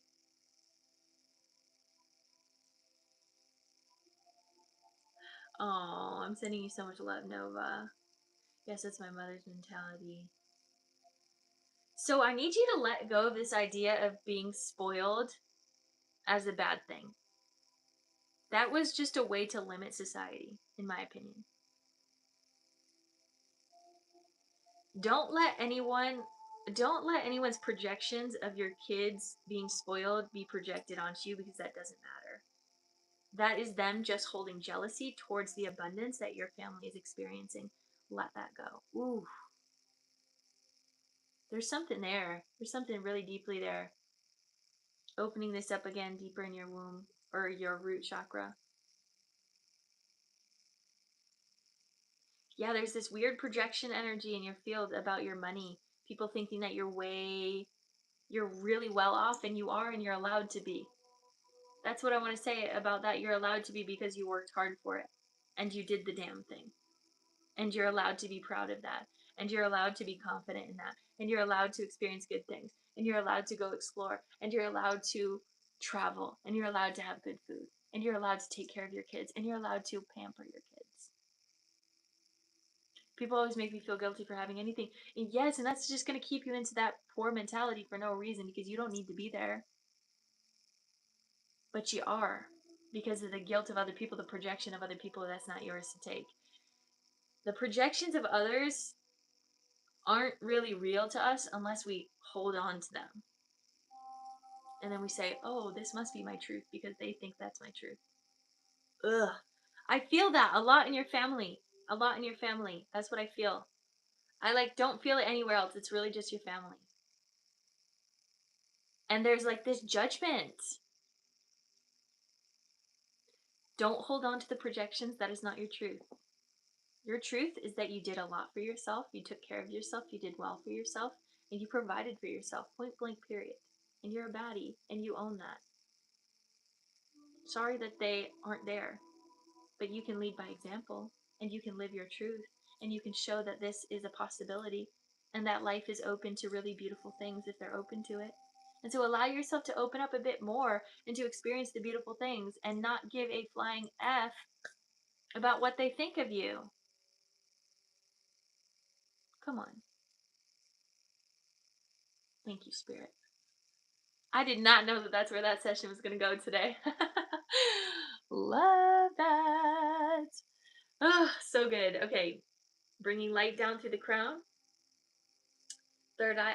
I'll answer that question here in just a second. Throat. Heart. Solar. Sacral. Root. Hips. Thighs. Back of thighs. Knees. Back of knees. Shins. Calves. Ankles. Feet down into the earth. Grounding down. Releasing into Gaia. Visualize those roots. Oh, they're even saying just because you make good financial decisions doesn't mean that that's wrong of you. Just because others don't make good financial decisions doesn't mean that you're better than them. Again, there's that projection energy. Let it go and let it flow down through the earth, down into the roots. Releasing out to the mycelium network any energy that doesn't serve you, grounding all the way down to the crystalline core, bringing light all the way through. And then back up through roots, feet, ankles, shins, calves, knees, thighs, hips, root, sacral, solar, heart, throat, third eye, crown, all the way up to the heavens, allowing this to be your truth that feels right to you, bringing this energy all the way back down and around you, and so it is.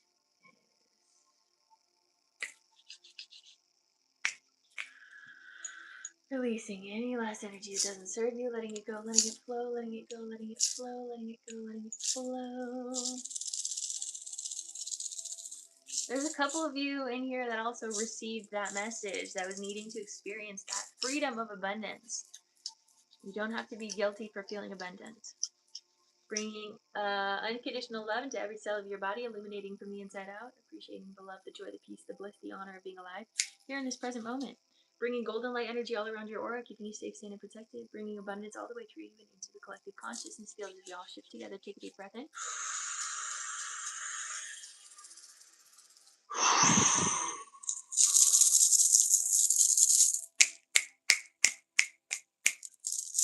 Your energy is yours. My energy is mine. And so it is. And so it is. There you go, beautiful soul. That was such a beautiful session. I was not expecting that. And I was so happy the way that it like all circled around. Wow, beautiful. Okay, so the question that someone asked, oh, thank you for being here. How do I deal with the peer pressure of ascenders? Could you clarify that, Amanda? Could you clarify what you mean? I thought you were saying ancestors. Is that what you're saying? Ascenders or ancestors? Dang, spot on. So like others that are ascending. Let me see. How do I deal with the peer pressure of ascenders? I guess what type of peer pressure? Like the peer pressure to be vegan, like the peer pressure to do certain things, the peer pressure to what peer pressure are you thinking about? I feel very grounded and don't feel like ascending myself, but yes. Don't give a shit. That's what I say about that. The peer pressure doesn't matter. If you feel good being grounded in the space that you're in, that's awesome. Because here's the thing about ascension is ascension has to move through the body. What many people are doing is they're dissociating it and they're calling it ascension. That's what I'm going to say about that, because I used to be there, been there, done that. But then I learned embodiment and I realized that ascension is through the physical body, and it's through being grounded that we're able to ascend into our greatest capacity. It's through being 100% human and 100% divine. It doesn't mean completely releasing our humanness. It's still feeling that frustration and that anger and that grounded energy of density here and there. But it's also feeling into our deep light and feeling into whatever uh, that means for us. Yeah, I also kind of have that same question of like ascending. What do you mean by ascending? Like all of those that are on the ascension journey. But here's the other thing. It doesn't matter. If you don't want to be on an ascension journey, you don't have to. That's your free will, and that free will is the beautiful gift and balance that we have in reality. No worries. Thank you for being here, Pops. Appreciate you. All right. So let's go into Jessica. Do we have Jessica in the chat still?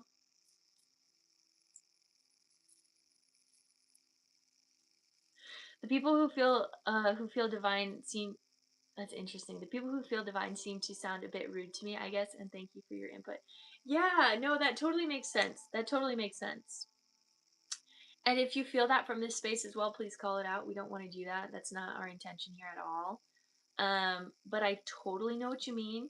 I've been there before, and I've kind of just steered my way away from those people. You know, like it's all about listening to your gut, listening to that body, right? That grounded state of being. It's very important to listen and just be very present with what your body is asking you to do, and that's all. So don't take it so personally. I think when other people are doing their journey and kind of wanting to push a certain agenda onto you, don't take it personally. If it doesn't resonate, it doesn't resonate. Let it pass. That's what I'll say about that. Okay. I hope that clarified. If anyone else has any questions about that as well, please ask, because I think that's really important as we're moving through this really interesting time of ascension. I think there is going to be a lot of people that are very pushy, and this is my thing with like, okay, I'm gonna just say it. This is my thing with like veganism. I don't think it needs to be pushed in the way that it is. I think some people are gonna eat meat, some people aren't. That's how it is. Some people are going to fast, some people aren't. That's how it is. Some people are going to meditate for hours in a day. Some people are only going to meditate 5 minutes a day. Some people aren't. And that's how it is. That's just how it is. That's the human nature of realities, that all of us are different and that we're not meant to go on the same path, right? Anyways, that's what I'm going to say about that. Jessica, do you have anything you want to tune into today? Any intentions? But also, I also want to be very open and being like, maybe that's me. Maybe I'm pushy. And I want to be aware of that. So if anyone ever feels that from me, please call it out. I'm always down to be called out. I'm always down to be a little butthurt internally, have my ego shot a little. But it's all good for the highest good of mankind, right? All right, intuitive. I like to be humble here and there. Keeps me sane. All right. Well, thanks. I'm glad you're here. And you have to receive in order to give. Yes. You're one of the nicest people I know. What? Y'all, it's crazy because I can also be mean. I can also be jagged. I can be a little sharp here and there. So don't put me on a pedestal. That's what I want to say to everyone ever. Don't put me on a pedestal. I'm just a human. I'm just living my life.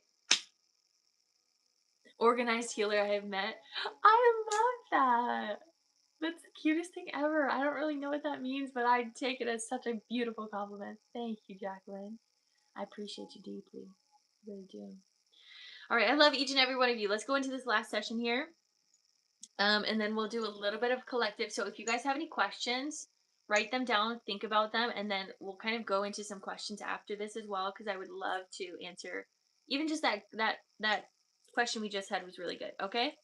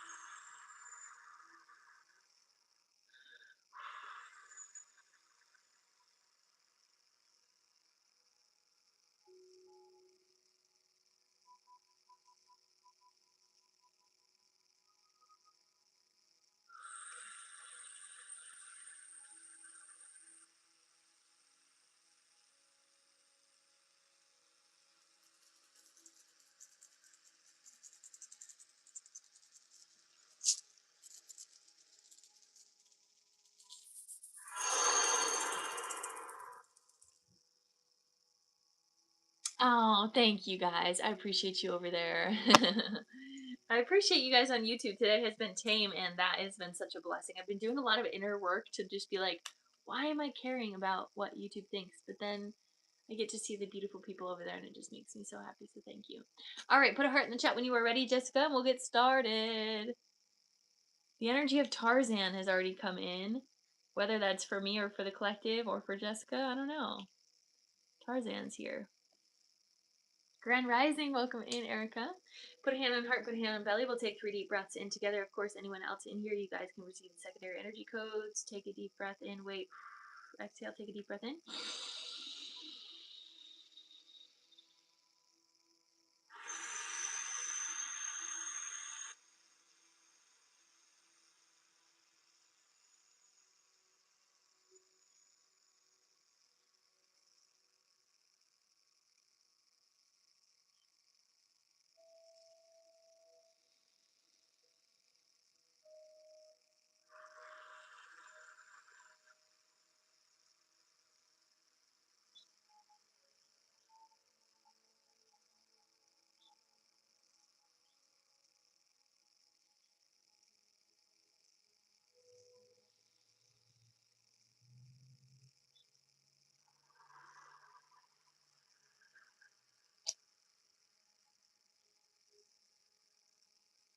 They're wanting you to make abstract art. Because what happens when you make abstract art or you make art that doesn't have a particular intention to look good is it allows you to be so raw within yourself. It allows you to not have to overthink what you're meant to do in the world. And so right now, as you're kind of navigating a lot of these dreams, you're like, you're navigating, how am I able to manifest my dreams into reality? And they're like, you have so many dreams and so many places you want to go. And first of all, the first thing I saw was a huge redwood forest tree, and like, yes, you're meant to travel. Then I saw the ocean, and yes, you're meant to travel. We've talked about this before. Yes, you're meant to travel. But then there's this limitation that you feel within yourself where you're like, I feel confined into this home, and this home is also comfortable and I like being here. And then there's kind of this mentality of like, what am I supposed to do next? Like, what is my purpose? Where am I going? What am I doing? And then you kind of get stuck in this like dream world reality of like, well, I'm living in this world in my head, but it doesn't seem like that in the physical reality. And they're saying when you make abstract art, or you make art that's not necessarily pretty, but it's just kind of like putting little pieces together or doing things sporadically, it allows your chaotic mind to come into an organized state of being. Does that make sense, right? It allows your subconscious to start to be organized into art, into beauty, into appreciation. And then the more you work on that abstract art, the more you really see how beautiful your life is and how beautiful your subconscious is. And the more that you can hold gratitude to the subconscious, the easier it's going to be to manifest in the subconscious space rather than being in this like, where am I meant to be? What am I meant to do? I'm frustrated. I'm in lack. I'm frustrated that I'm not going where I want to go, right? Then we're able to just start to appreciate the art of the subconscious. We're start to appreciate the gratitude that moves through you. So that's the energy that they're showing. They want you to hold gratitude for the chaos in a way. And the more you do that, hello Luna, welcome in. The more you do that, holding gratitude for the subconscious or holding gratitude for the chaos, the more abundance is going to come through because we know that gratitude is abundance. So that's what they're showing. Very interesting. They're also showing like dinosaur bones. So again, museums, travel, exploration, fun. But a huge theme of this session today has been working with the mother trees. Yay! Haven't been listening to music, haven't been on socials, and no TV this last week. I can actually feel that in your field. I can feel that in your field that it's less chaotic. But that's why now that there's less chaos externally, now the chaos within the subconscious is able to come forward. Do you understand why that they're saying that? They're saying now you're able to actually sit with what you've been trying to push away. And then when you're able to fully let it come forward through art, through expression, but specifically like I keep seeing you like cutting up pieces of paper and like putting like stacking them on top of each other. It could even be like collages. It could be like even like word collages or like just something like so fun. You get your glue stick out, you get a little magazine, you get to just explore yourself in the subconscious and what wants to come forward. So for anyone else in the collective that feels called, maybe this is a good way to like respect your subconscious. And they're wanting you to be able to see it. And the more that you're able to see it, the more it's able to kind of be organized. And the more it's able to be organized, the more you're able to then feel clear. I do art pictures with different textures. Yes. Okay, that's good. That's what I'm feeling too. Like different pieces of paper, different things. There's also something that I feel is meant for you to like be crafty with, like selling something, but I don't know what it is. And I feel like maybe even while you're crafting, there's like this aha moment that's supposed to come through you because you're like, I enjoy this. I could do this more. I could do this for a living. There's something about that.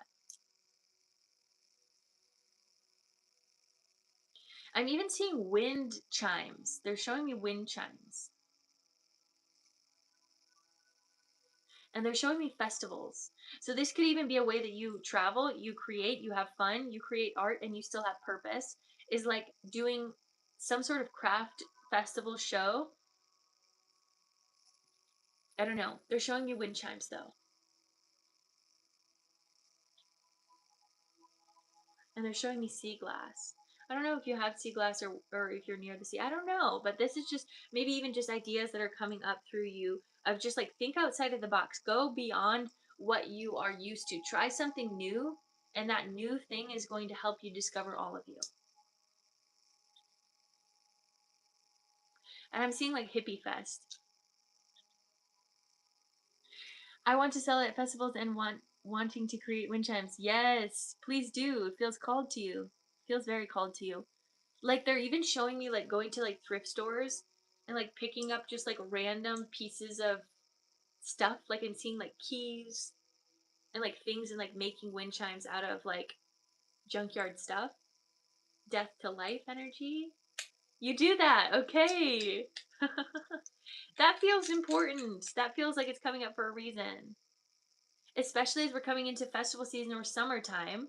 They're like start to create more focus, which is so good that you've been like allowing yourself to focus this week and kind of come into this clearer channel, which I can feel in your channel. I can feel it's clearer and I can connect into it deeper, which is really good.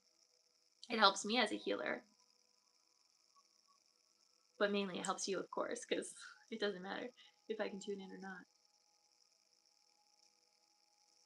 There is something else here. Let me just bring some more light down to your crown. Third eye. Throat.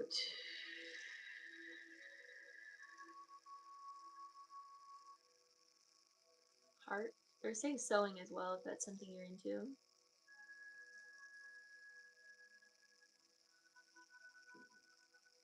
You have to love it though.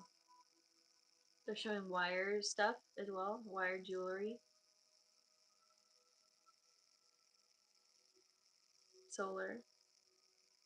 Solar is a little hot. Womb. Hours and hours. We got the trampoline. Yes. Hey, hey. Because that's what I'm feeling. I feel that mother tree energy working with you, or just the tree energy. Feels like you. I can't tell if it's a masculine or a feminine energy or both that you've been tuning into. Maybe it's masculine because the energy that I'm feeling you working with is actually a masculine tree or the masculine attribute of the tree. Because what that's going to do when you can tune into the masculine attribute of the tree is it's going to help you focus more. It's going to help you bring more grounded, focused energy forward. So they're wanting you to do that. They're wanting you to work with that. There's a forward momentum. The more that you've given yourself time and space to relax, it's just like your channel is so clear. It's really good. Since the last time I connected with you to now, it's like a vast difference, and I hope that you can feel that. I hope you know that. Even just being more present. There's a really beautiful energy there of time kind of shifting for you. Yeah. And this is a beautiful example for the rest of the collective as well. Bringing more light down through your crown, third eye, throat. They're saying use what you have too. They're coming back to that crafting energy a lot. And then I'm seeing oils. So there's just like so much stuff that's like, you have so many of these ideas, right? This is again that chaos that is wanting to come forward of all of these ideas that you have about the future of your reality, all of the ways that you can provide purpose to yourself. They're wanting you to craft in a way that is not yet focused on what you're meant to do. So they're not saying, they don't want you to create a product yet. Again, they're saying, we want you to focus in, to really hyper focus through art in this moment, to kind of make these fun little collages just to get these ideas to the surface. And the more that you make this, the more that ideas are going to come to you and are going to be very in alignment with you. They're saying don't focus on the end product yet. Focus on the journey. Focus on getting there. Focus on feeling into your purpose.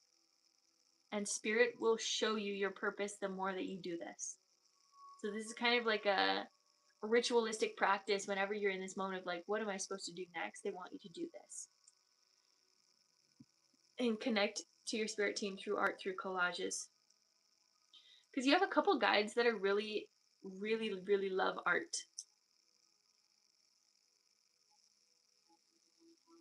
I started my essential rose oil for the first time. Yes! Okay, oils. Because again, I'm seeing you like having a table at a festival, and like you have all of these different things that you're able to share and show and love. And like even could have like Reiki in the back, right? Like if you want a Reiki session, like whatever. If that feels good to you. If it doesn't, that's fine too. But like so many different ways and things that you're able to provide to the community and give back to yourself. Okay. Anyways, let's bring some more light down through the crown.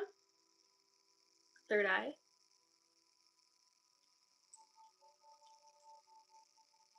Throat. Clarity. There's a lot of clarity in your field, which is really good.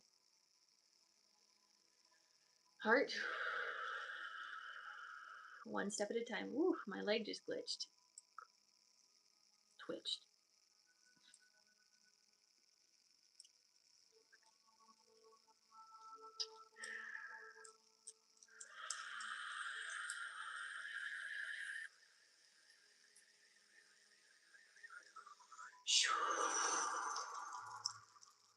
Good. Good.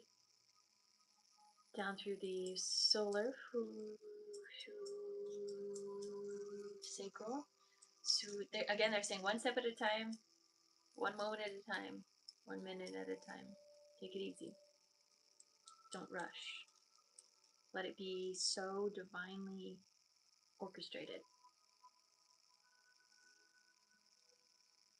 Down through the womb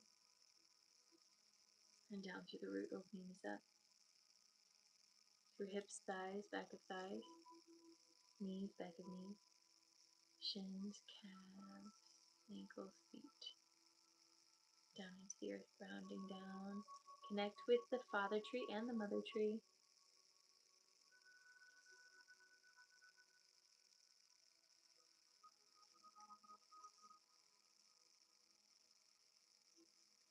All the way down to the crystalline core. Grace and ease, yes! Wrapping your roots around the core, sending this energy up and around you to provide a way for you to just keep stepping forward with ease as spirit just keeps holding your hand as you're following behind. Bringing this beautiful unconditional love back up to your roots, feet, ankles, shins, calves, knees, thighs, hips, root, sacral, solar, heart, throat, third eye, and crown all the way up into the heavens, allowing this to be your truth if it feels right to you, and bringing this energy all the way back down and around you. And so it is. And so it is. Releasing any last energy that doesn't serve you, letting it go, letting it flow, letting it go, letting it flow, letting it go, letting it flow. You're welcome. Thanks for being here. Bringing unconditional love into every cell of your body, illuminating from the inside out, appreciating the love, the joy, the peace, the bliss, the honor of being alive here in this present moment. I see you, I love you, I honor you. Bringing golden light energy all around your aura, keeping you safe, seen, and protected. Bringing abundance all the way through you and into the collective consciousness field as we all shift together. Take a deep breath in.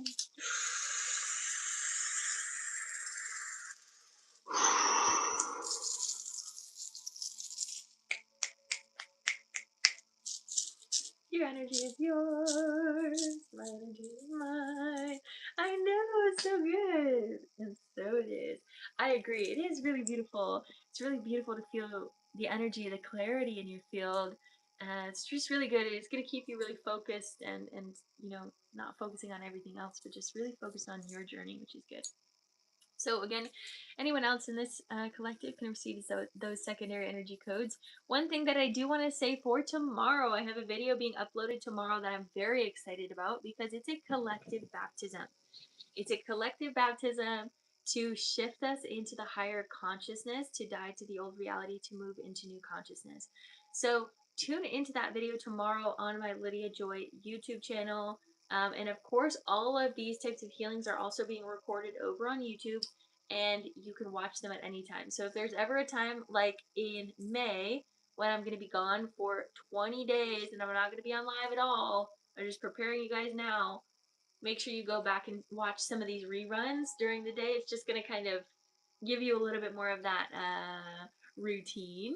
But yes, tomorrow we have a video coming out for the collective baptism, and I might make for Sunday the story time of my baptism again, like a longer version of it, because there's a lot of layers to that story.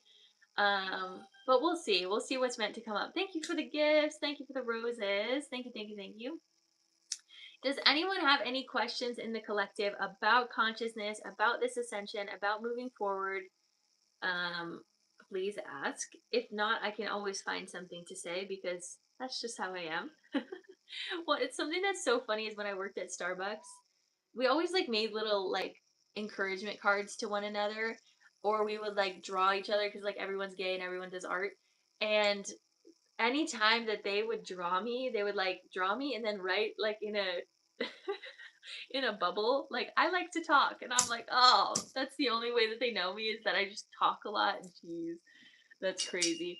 Which is really funny because when I was younger, I was like low key like a mute child. Like I was very very shy. I did not talk. And sometimes I still get socially mute when I'm really overwhelmed. I literally can't talk. So that's like my downfall is I get pretty anxious and then I go mute. I'm like a fainting goat, but just like a mute human. I guess it's not the same at all. Oh, gosh. But wanting to ask, what are your thoughts about plant medicine? Oh, I'm a very big pro person of plant medicine. Very pro. I've been feeling a big call to shrooms lately. Me and my friend Vanessa, she is about to facilitate some shrooms here soon, and we've been talking a lot about shrooms. We actually talk about shrooms probably every single day. I was talking about all of my shroom stories yesterday with her. I feel very very called, and I have felt called before I even started working with psilocybin. I felt called to be a psychedelic therapist. That was something that I felt called to do. And then I went on my spiritual journey and I was like, wait a second, that's a shaman. Or wait a second, that's someone that guides people through ceremony. You know, there's so much controversy around who's allowed to be a shaman or not. You know, my soul has called me to that, whatever it means, it doesn't really matter. Okay, that's just what I feel. Okay, um, but I do very much feel called to work with people in medicines, and I also feel very called to work with the medicine myself. Yesterday, I was even talking about this medicine that I feel very called to called Bufo. I had like literally throughout the past year, I just randomly get the word bufo in my head, and I'm like, I feel called to do this, but I don't know like where to go and what to do. So I feel called to do that. Yesterday, I literally told my friend, I was like, I feel really called to do shrooms soon, and so I'm gonna do them the next time that my parents are, you know, out of the house, which is like really nerve wracking because the only other times that I've done plant medicines has been with a partner, has been with a lover. and I don't have a lover. Do you do bufo? Oh my gosh. I mean, I'm coming to Arizona at some point, so I'll have to visit. With a shaman with bufo. Oh my gosh, what was the shaman's name? Because there's a shaman that was it a woman? Because I feel very called to work with women shaman because women shaman have always been put down as well in the shaman community. That's my own personal. I know again some of this stuff is controversial. Okay, there's a woman that I've followed her since like the beginning. She's followed me since like probably less than 100 followers. Yes, Lizzie. Yes, we've been mutuals for a minute, a hot min. So I've been feeling called to that for a very long time because of her. Beautiful contact named Jessica Holland as well. I love that. Look at you guys have all of these connections. I work with a woman shaman in Miami that does it. No way, you guys have so many connections to plant medicine. Jody, you're being called. Jody, you're being called. I love that this question sparked so much because I think so many of us have been getting this call recently. I don't know if it's just me. I don't know if it's just my friend group right now, but so many of us are being called. I followed Lizzie as well, but my ceremonies event with Jessica. I love that. That's so awesome. I also love how like the spiritual community, or I don't know if it's like the Starseed community or what. Like it's low key like pretty tight knit. Like I feel like we all kind of know each other, which is really funny because people like if I go into someone else's live, they're like, "Oh my gosh, is it the famous Lydia?" And I'm like, "Sure, yes it is. It's me. It's famous. I'm famous." But like in relativity to like everyone on the internet, I'm not famous at all. But I love it. I'm here for like a little micro fame. Was so profound my ego completely dissolved. Yes. I need some of that.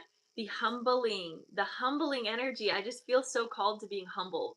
The thing is, I don't feel like I'm at the point energetically to do ayahuasca. I do think I'm too close to being,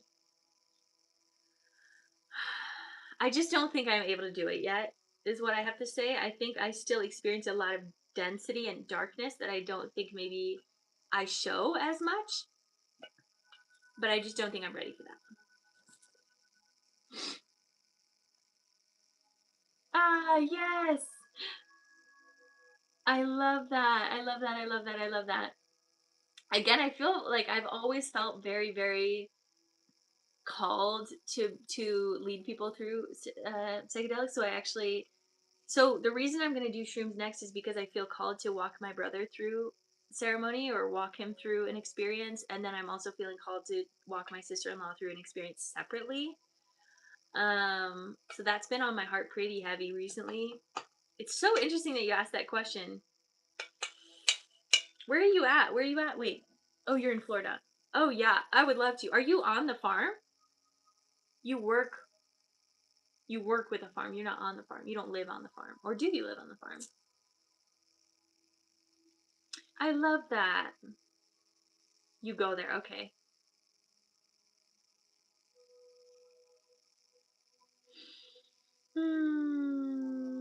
I love that so many of us are feeling really called to guide and to lead. They're in Airbnb. Oh, cool. Again, my like best closest friend that I talk to, she's setting up a ceremony for some people in Texas. So it's like everyone's got this call to plant medicine right now. It's like an initiation. I think many of us are being called to. Again, not everyone, right? Not everyone. If you don't feel called to it, it's going to call you. That's the thing. And like I've heard some of the echoes of ayahuasca being like, Lydia, Lydia. And I'm like, Mama, I'm not ready yet. I just have to I'm not ready yet. But it's like a really distant call, I feel, with ayahuasca. Bufo, I feel like I could do within the next year. Shrooms, I'm like the next month. I was also looking into like getting some shroom edibles, but I have to like buy a lot of it first. I feel so hesitant too about ayahuasca. You know what's really interesting? Oh, it's unfortunately forbidden in Europe. All of the plant medicines. Come back, come to the U.S. We'll take care of you. Don't worry. We're free spirits around here. We're all hippies. After years of plant and animal medicine has been the most healing for me. Yes, yes. There's an ayahuasca church in Tampa. That's awesome. Wait, what was I saying? What was I saying? There was something. There was something. But open question: is it cheating the oath? Wait, what does that mean? Oh, is open question? Is it cheating the path? No, no. That's an interesting question. That's an interesting way that you see it as well. Why would you think that? I want to ask you. Why would you think that it would be cheating the path? Because it's an accelerated journey. That's it.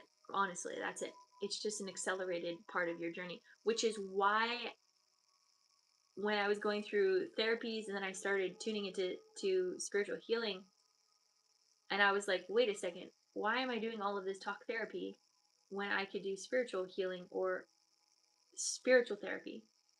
And then I started also tuning into shrooms. Also, my experience with shrooms has only been pretty rough, but still, every single time, it's like that was really needed for me. Plan for a trip to Sedona next March on the equinox. Jessica goes there every year.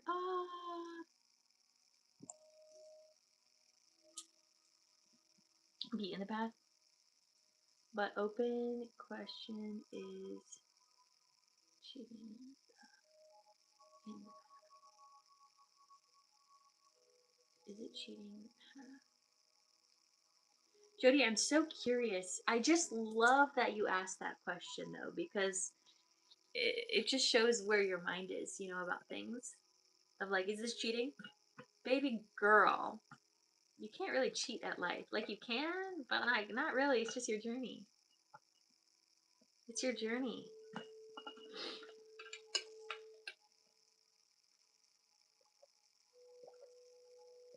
Is it cheating to take online college and get a degree when you're only online instead of going in person? Is that cheating? You know what I'm saying? Like it's just a different journey. That's all it is. It's a different experience. Let's go ahead. Yeah, let's do it. Jody, I would love to trip sit you for shrooms if you've never done shrooms. I don't know if you've done shrooms, have you? The only type of psychedelic medicine I've ever done is shrooms. So that's really all I have my forte on. But oh yeah. Oh yeah. But the other things, I don't think it's cheating. One thing that I do think is important though, if you are going to take some plant medicines, is making sure you have integration time. Making sure that you're integrating back into reality and not just staying in that like higher consciousness, but like really grounding back in.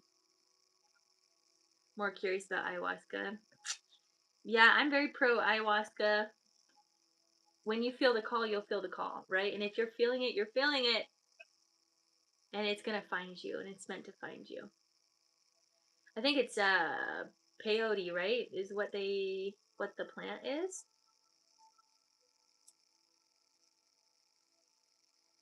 Philosopher's stones.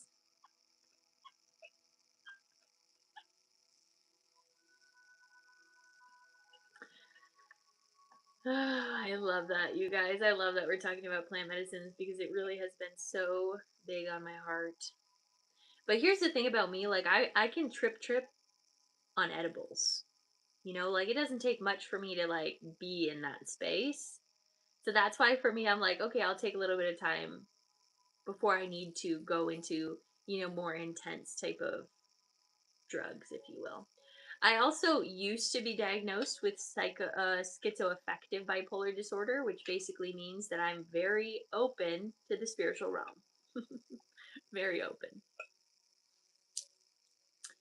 I don't really identify with that as being something negative. I just see it as part of my spiritual gift.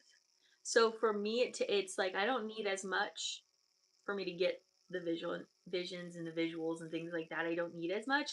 But something about ayahuasca that scares me is throwing up. Genuinely, that's one of the main reasons why I'm like, I don't want to do it yet, because I haven't gotten over my fear of throwing up, because it's one of the greatest fears of mine. Even I don't like drinking because I don't like the feeling of like maybe getting nauseous and maybe throwing up. Like that's it. Even though I know that I've been told with ayahuasca, it's like you go really in depth with your density, and like there is some things where I'm like, am I ready for this? Maybe not. Maybe give me 5 years, maybe give me 2 years. I'll be there.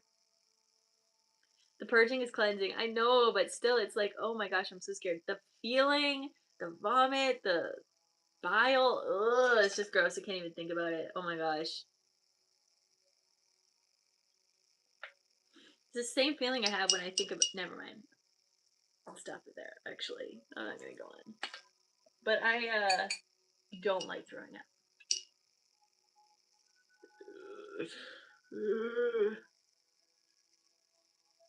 I know, right? I know.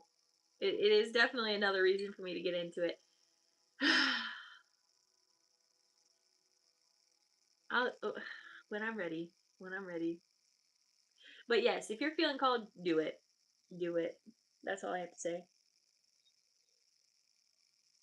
There's no way to cheat the system. Well, I guess it is cheating the system, right? It's cheating the old matrix. So if that's what you're looking for, it's all yours.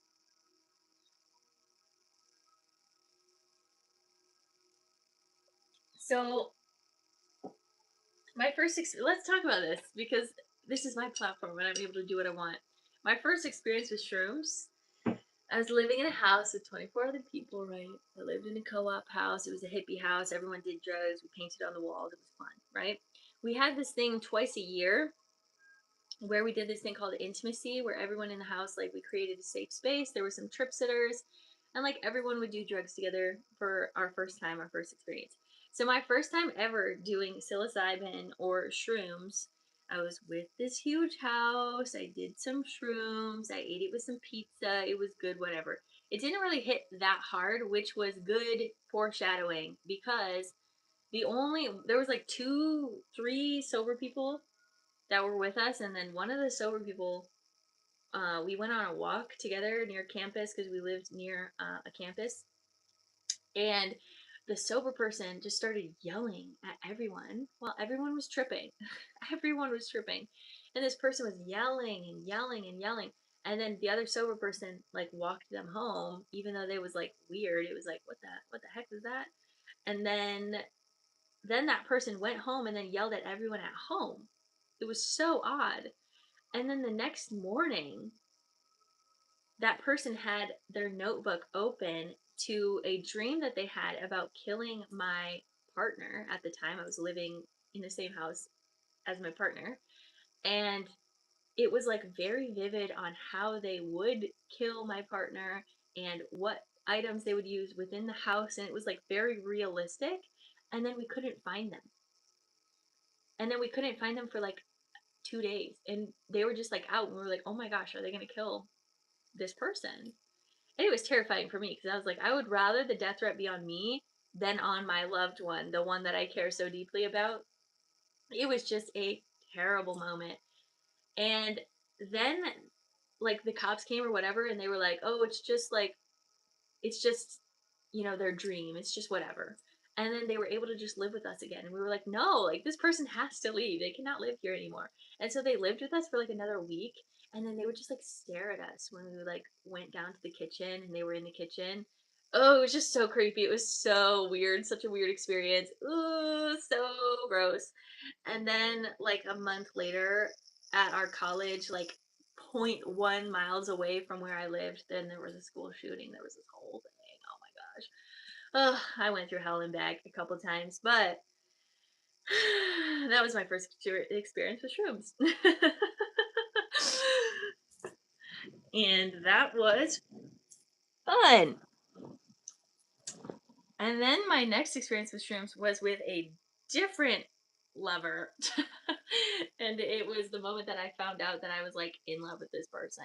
And the energy was like so magnetic. And it was like, oh my gosh, like I just want to touch this person, but I like can't because we're not dating. And it's like, it's like this weird thing. All of my experiences have been with a partner, a person. Anyways, that's my experiences with shrooms. They've been really interesting. So my next experience is very intentionally meant to like be an evolved version, a more mature version of self as I tune into the medicine. It's funny when I talk about these stories because it just reminds me of how young I really am and like how close to me that was. Like that was probably like 3 years ago, 4 years ago. It's always wild to me. Anyways, that's my story time.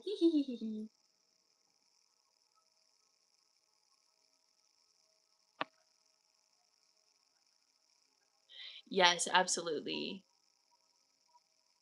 Be in a safe place with a sitter, safe setting, yes. I've come a long way.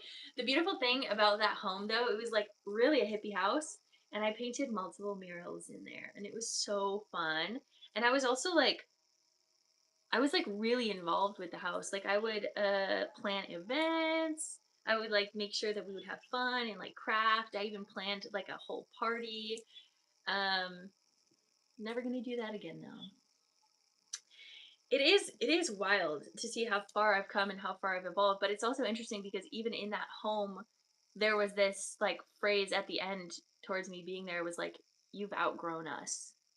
And it like hurt, you know. It was like, ah, dang. I was supposed to be there for 2 years, but I broke up with my girlfriend halfway through the year. Actually, she broke up with me. So, I decided, I'm not going to live there for another year. So, I was only there for a year. From August to August. It was such a fun time. It was such a fun time.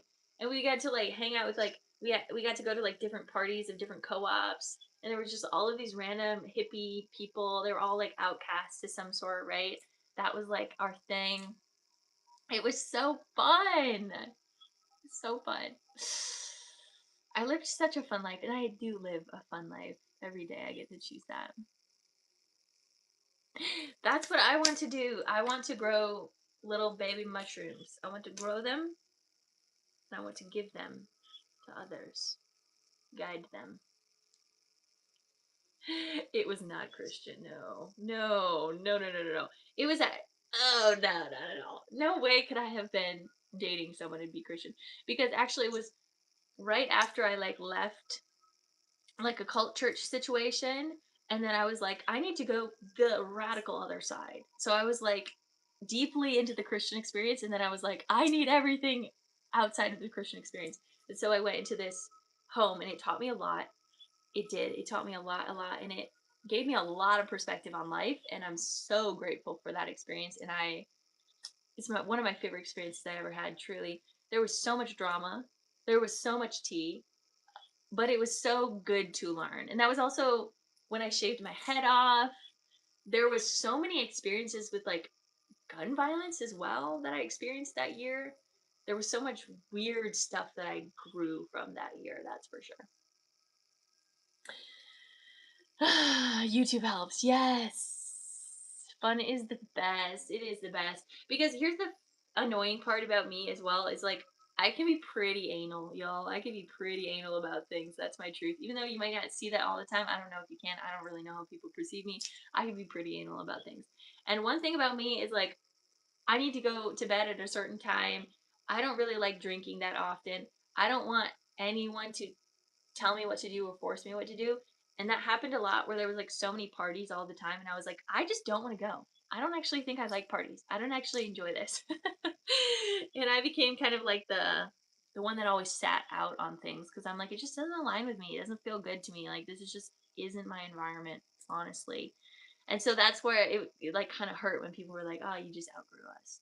Or like you're more mature or like all that stuff whatever. But ultimately it's good.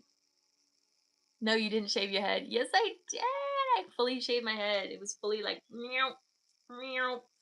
Um, and my partner and my best friend at the time told me not to do it, and so I was like annoyingly petty and like didn't have them involved with it, but like everyone else in the house helped shave my head.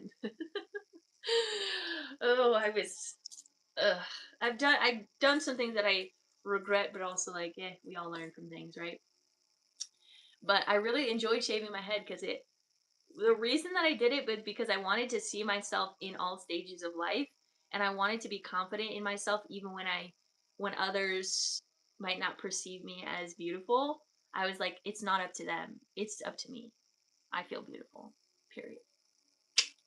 So that was like my purpose, but it was also because I knew that I was meant to have short hair, but I just didn't know how to get there. So I was able to like have many different phases. I had a mullet at one point. I also had pink hair and blue hair at one point and purple hair. I've had a lot of different phases. But the fun part of it when I like shaved my head, I had my housemates like cut my hair. Like each of my housemates cut a strand of my hair. It was really cute. And then one of my housemates, and she was kind of like my mother in the house. She would like anytime that she would cut a piece of my hair, she said like an affirmation of like, "You are beautiful, you are powerful, you are strong," and it felt so good. It was like literally my favorite thing ever.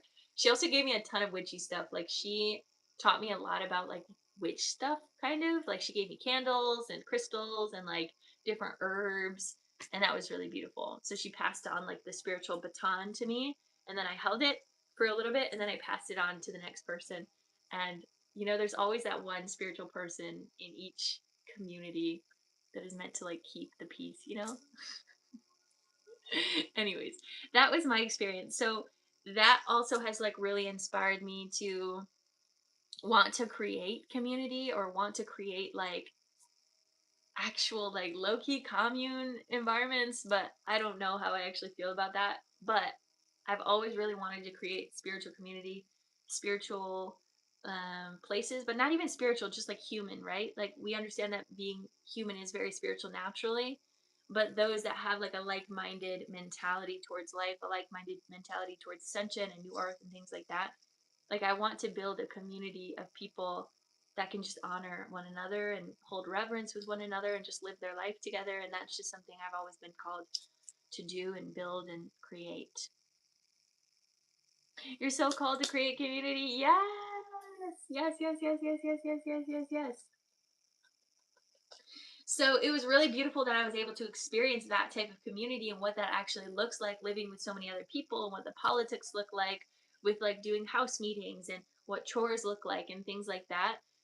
I'm not expecting like if I build a community that like all of us are going to live in one house, but maybe that's the case for some things. But like even just like if we have a community where there's a ton of people living in kind of a community and we have like I don't know, like places for us like a chapel if you will, I guess that's the word that I'm saying, like community center where we can like all cook together or we can all like do sound baths together, things like that. Like I now understand how to kind of structure that because I already had the structure of this cooperative house and I have a little bit of that background and that knowledge. And I did a lot of research for that when I was in college as well. But I also mainly feel called really like again my main dream is having like a healing facility coffee shop where like in the back area there's like space to do ceremonies, there's space to have reverence, and there's space for people to also like do work on a daily basis. Like it's mainly what it's called is the consciousness cafe. So no one take that, I already have it. It's already mine. People get to come whenever they're just like even working from their home, working on their computer, and they just want to come into a space where it's holy. There's reverence, there's appreciation. And like even the drinks that we have are gonna be like even cacao or like coffee with intention, certain teas, herbal teas, and also like the healers. Like, so we're gonna have like healers, we're gonna have like chiropractors, massage therapists, pelvic floor therapy, like all of these type of beings that can help holistically heal the body. Like their medicine is also going to like be prescribed certain teas and stuff, right? So if they come down and they have a prescription that's like a tea, it's perfect because the cafe has the tea. Anyways, that's my idea. But it's crazy, Jody, because it's always been in Charleston. But I've never actually been to Charleston, so I don't know if that could actually be there. But it's always been an idea of mine. What does short hair represent to you? It represents liberation. That's such a beautiful question. I feel you are who you are because of how you feel yourself, not how I need to live unless driven by outside or somebody else's vision of what. Yes, I love that you asked that question because even I was talking to my friend yesterday of like, even that little picture of me as a child, like I always perceived myself and saw myself as like a boy. I always wanted to be a boy. And when I would have to dress up for church, I would literally lose my mind. Not because I didn't look pretty. I knew that I looked pretty. That wasn't the point. It was just that I didn't feel in alignment with myself. And so having short hair feels like alignment with myself. Even though I know that when my hair is long and it's curly and it's beautiful, like it's still beautiful. I know that. I can see that. That's not the point. It's that it just feels like me. It just like I have had so much less gender dysphoria with short hair than throughout my whole life. Like my whole life, I've always had this thing where I look in the mirror and I'm like, I don't look right. Like something's wrong and I can't figure it out. But then having short hair, I'm like, oh my gosh, I look like me. This is awesome. And I'm confident in myself and this is cool and I love it.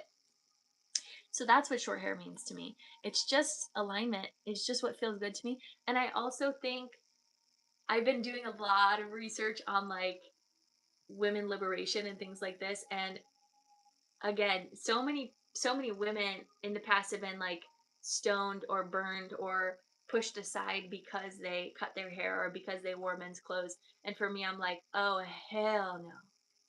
No, I'm gonna liberate that ish and I'm gonna be confident in that and I'm not gonna let anyone tell me that I'm doing something wrong. It's me. I love this idea. So come on, yes, Jody. I love that. We're gonna collab over in Charleston.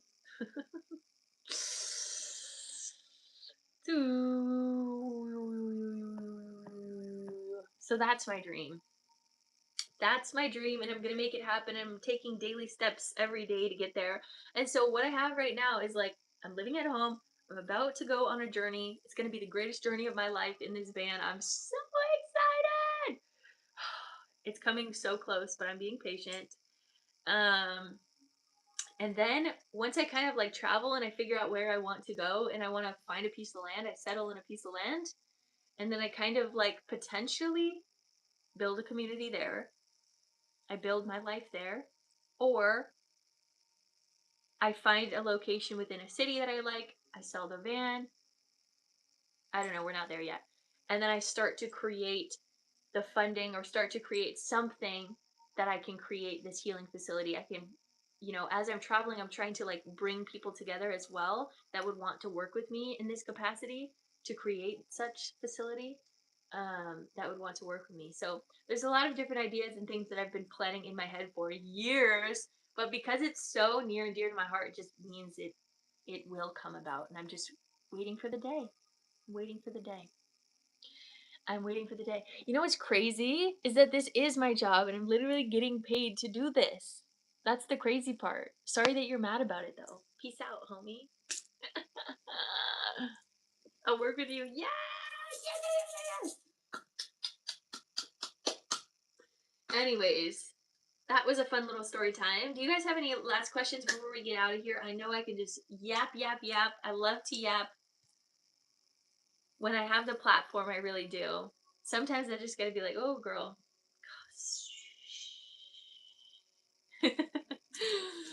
I got lots of things to say all the time. Some people, lol. I know. But it is cool that this literally is my job, right? People all the time are like, why don't you just like get a real job or like something like that? And I'm like, fun fact, this is my real job. And it's actually so much more real than some of y'all's jobs. Like, what do you mean some of these jobs are your job? Like I talk to some people, like even my friend, he works at Progressive and he tells me about his job. I'm like, what do you mean that's a real job? What do you mean? What do you mean that's what you're doing for a living? What do you mean? I don't understand. But that's just because I'm also very appreciative that this is what I get to do. That is the flex that it is. Yay, yay, yay, yay, yay, yay, yay. Anyways, That's just my personal experience because some of the 9 to 5 jobs that I hear about, I'm like, I don't get it. I don't understand. I don't understand. Where's the soul? Where's the soul behind it? Where's the meaning? Where's the purpose? Convinced, right? That's what we you get to stay true to yourself and connect with like-minded souls and get paid winning. Mm. Yep. Yep. Yep. Finding a path forward where I can make money doing something I love because this corporate job is, yeah.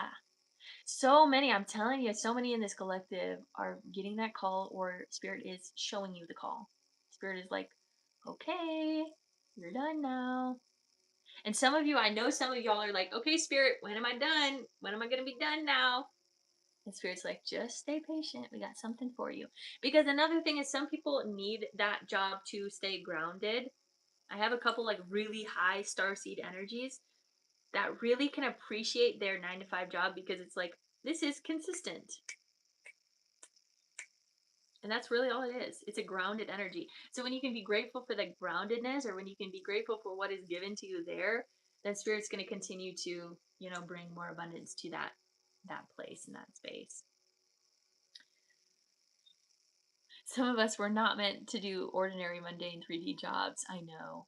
As someone that was not, I feel that. Ever since my, I think it's Bufo ceremony, I've been very uncomfortable working at my current job. Ugh, that's a tough one. That's how I felt. Literally, it's so weird because I didn't really have to do anything to get out of my job. Here's the thing about me. So I worked at Starbucks for like 2 years, 2.5 years. That was probably like my longest lasting job because I had to work there because I was going to school through Starbucks. Um, and so I got my undergrad through Starbucks, which was great. I really appreciate it. I really do suggest it for anyone that wants to get their undergrad or whatever. I had already worked at Starbucks for a year before then just to find, gay community. And that was the reason I went there. Not because I liked Starbucks, not really because I liked coffee or anything. It was just because I needed other people around me. But anyways, I went there, and then the second, like literally the day or the day after I graduated from my undergrad, I was like, I'm out of here. Bye. Peace out. And I left Starbucks without finding another job. And I was just like, Spirit, take me where I need to go. And then I found another job, and I was about to have like surgery for something.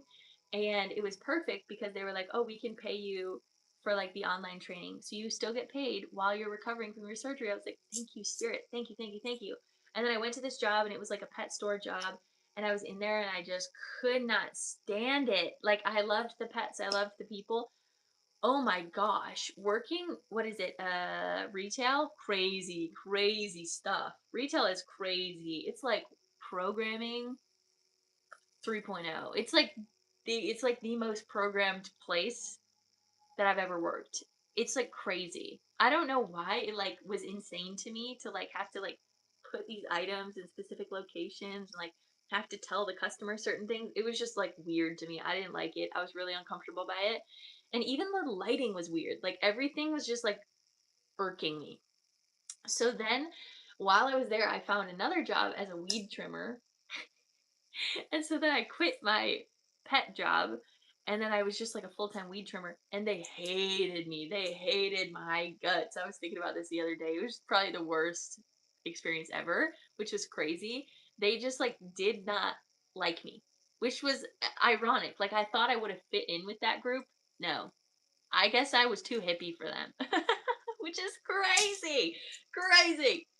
Anyways, then I just left that job. I quit without having another job.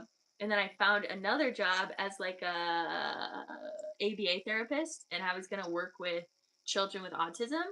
And I was doing that job, and then the day after I finished my training, my car broke down, and I was like, I'm literally so sorry. Like I can't like drive to these people's houses, but I would be able to like get a bike or something and like bike to the main facility. And then they just like fired me, which was like fine or whatever, but I got paid for that first month of just doing ABA training. So I didn't even have to work. I just did online training. Terrible though. I did that, and I was like, I can't do this job. Like, I felt so uncomfortable in my body, feeling like I had to program these children to be societally moderate, I guess, like societally acceptable. And it just made me super uncomfortable. I felt really uneasy in my body, but I was like, hey, I need a job, whatever. And so then once I got kind of fired from that job or just like let go, they didn't even say anything to me. They just didn't say anything when I told them I didn't have a car because my car broke down exactly at the time that I needed to go in, because this happens every time, every single time. This is spirit's way of like changing my life, is breaking down my car. Anyways, then I found a housekeeping job, or not housekeeping, but like, yeah, housekeeping. And I did housekeeping for like a month, but it was mainly like this like short period of time where I was just like cleaning college apartments before new kids came in. And that was like fun. It was okay, but the lack mentality was so intense. It was hard to go to work and feel like I was even making money because people were just talking about how poor they were all the time. And I was like, ugh, this is uncomfortable. So I left after like 2, 3 weeks, and then I was like, Spirit, I'm done. Just provide for me. And then I just started doing healings full time, and I was like, okay, this is it, baby. All in. All in. But throughout all of those journeys with my job, I didn't have any plan. I just kept going. I just knew in my soul, this doesn't feel good to me. I'm dropping it. I'm finding something else. Spirit will provide the way. Because I have found like I'm really good at free falling for the most part. I'm really good at like really trusting spirit and knowing that something good is going to happen.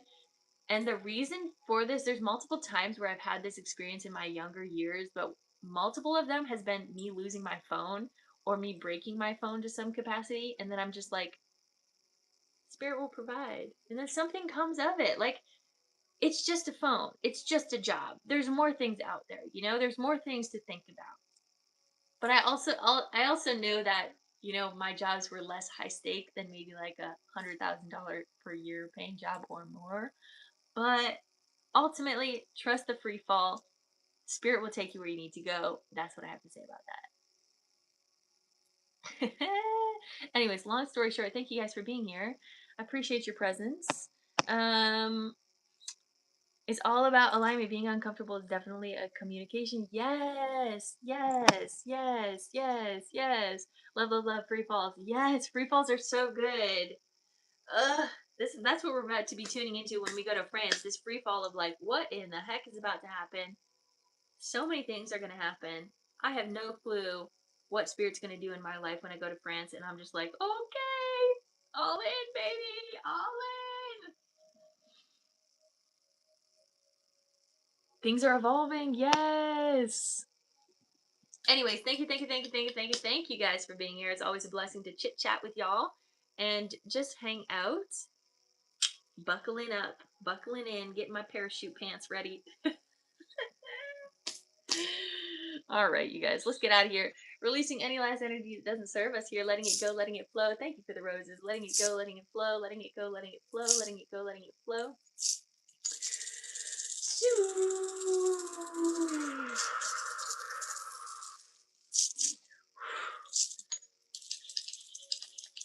Bringing unconditional love into every cell of your body, illuminating from the inside out, appreciating the love, the joy, the peace, the bliss, the honor of being alive here in this present moment. I see you, I love you, I honor you. Thank you, Erica. I appreciate you. Bringing golden light energy all around your aura, keeping you safe, sane, and protected, bringing abundance all the way through you and into the collective consciousness field as we all shift together. Take a deep breath in.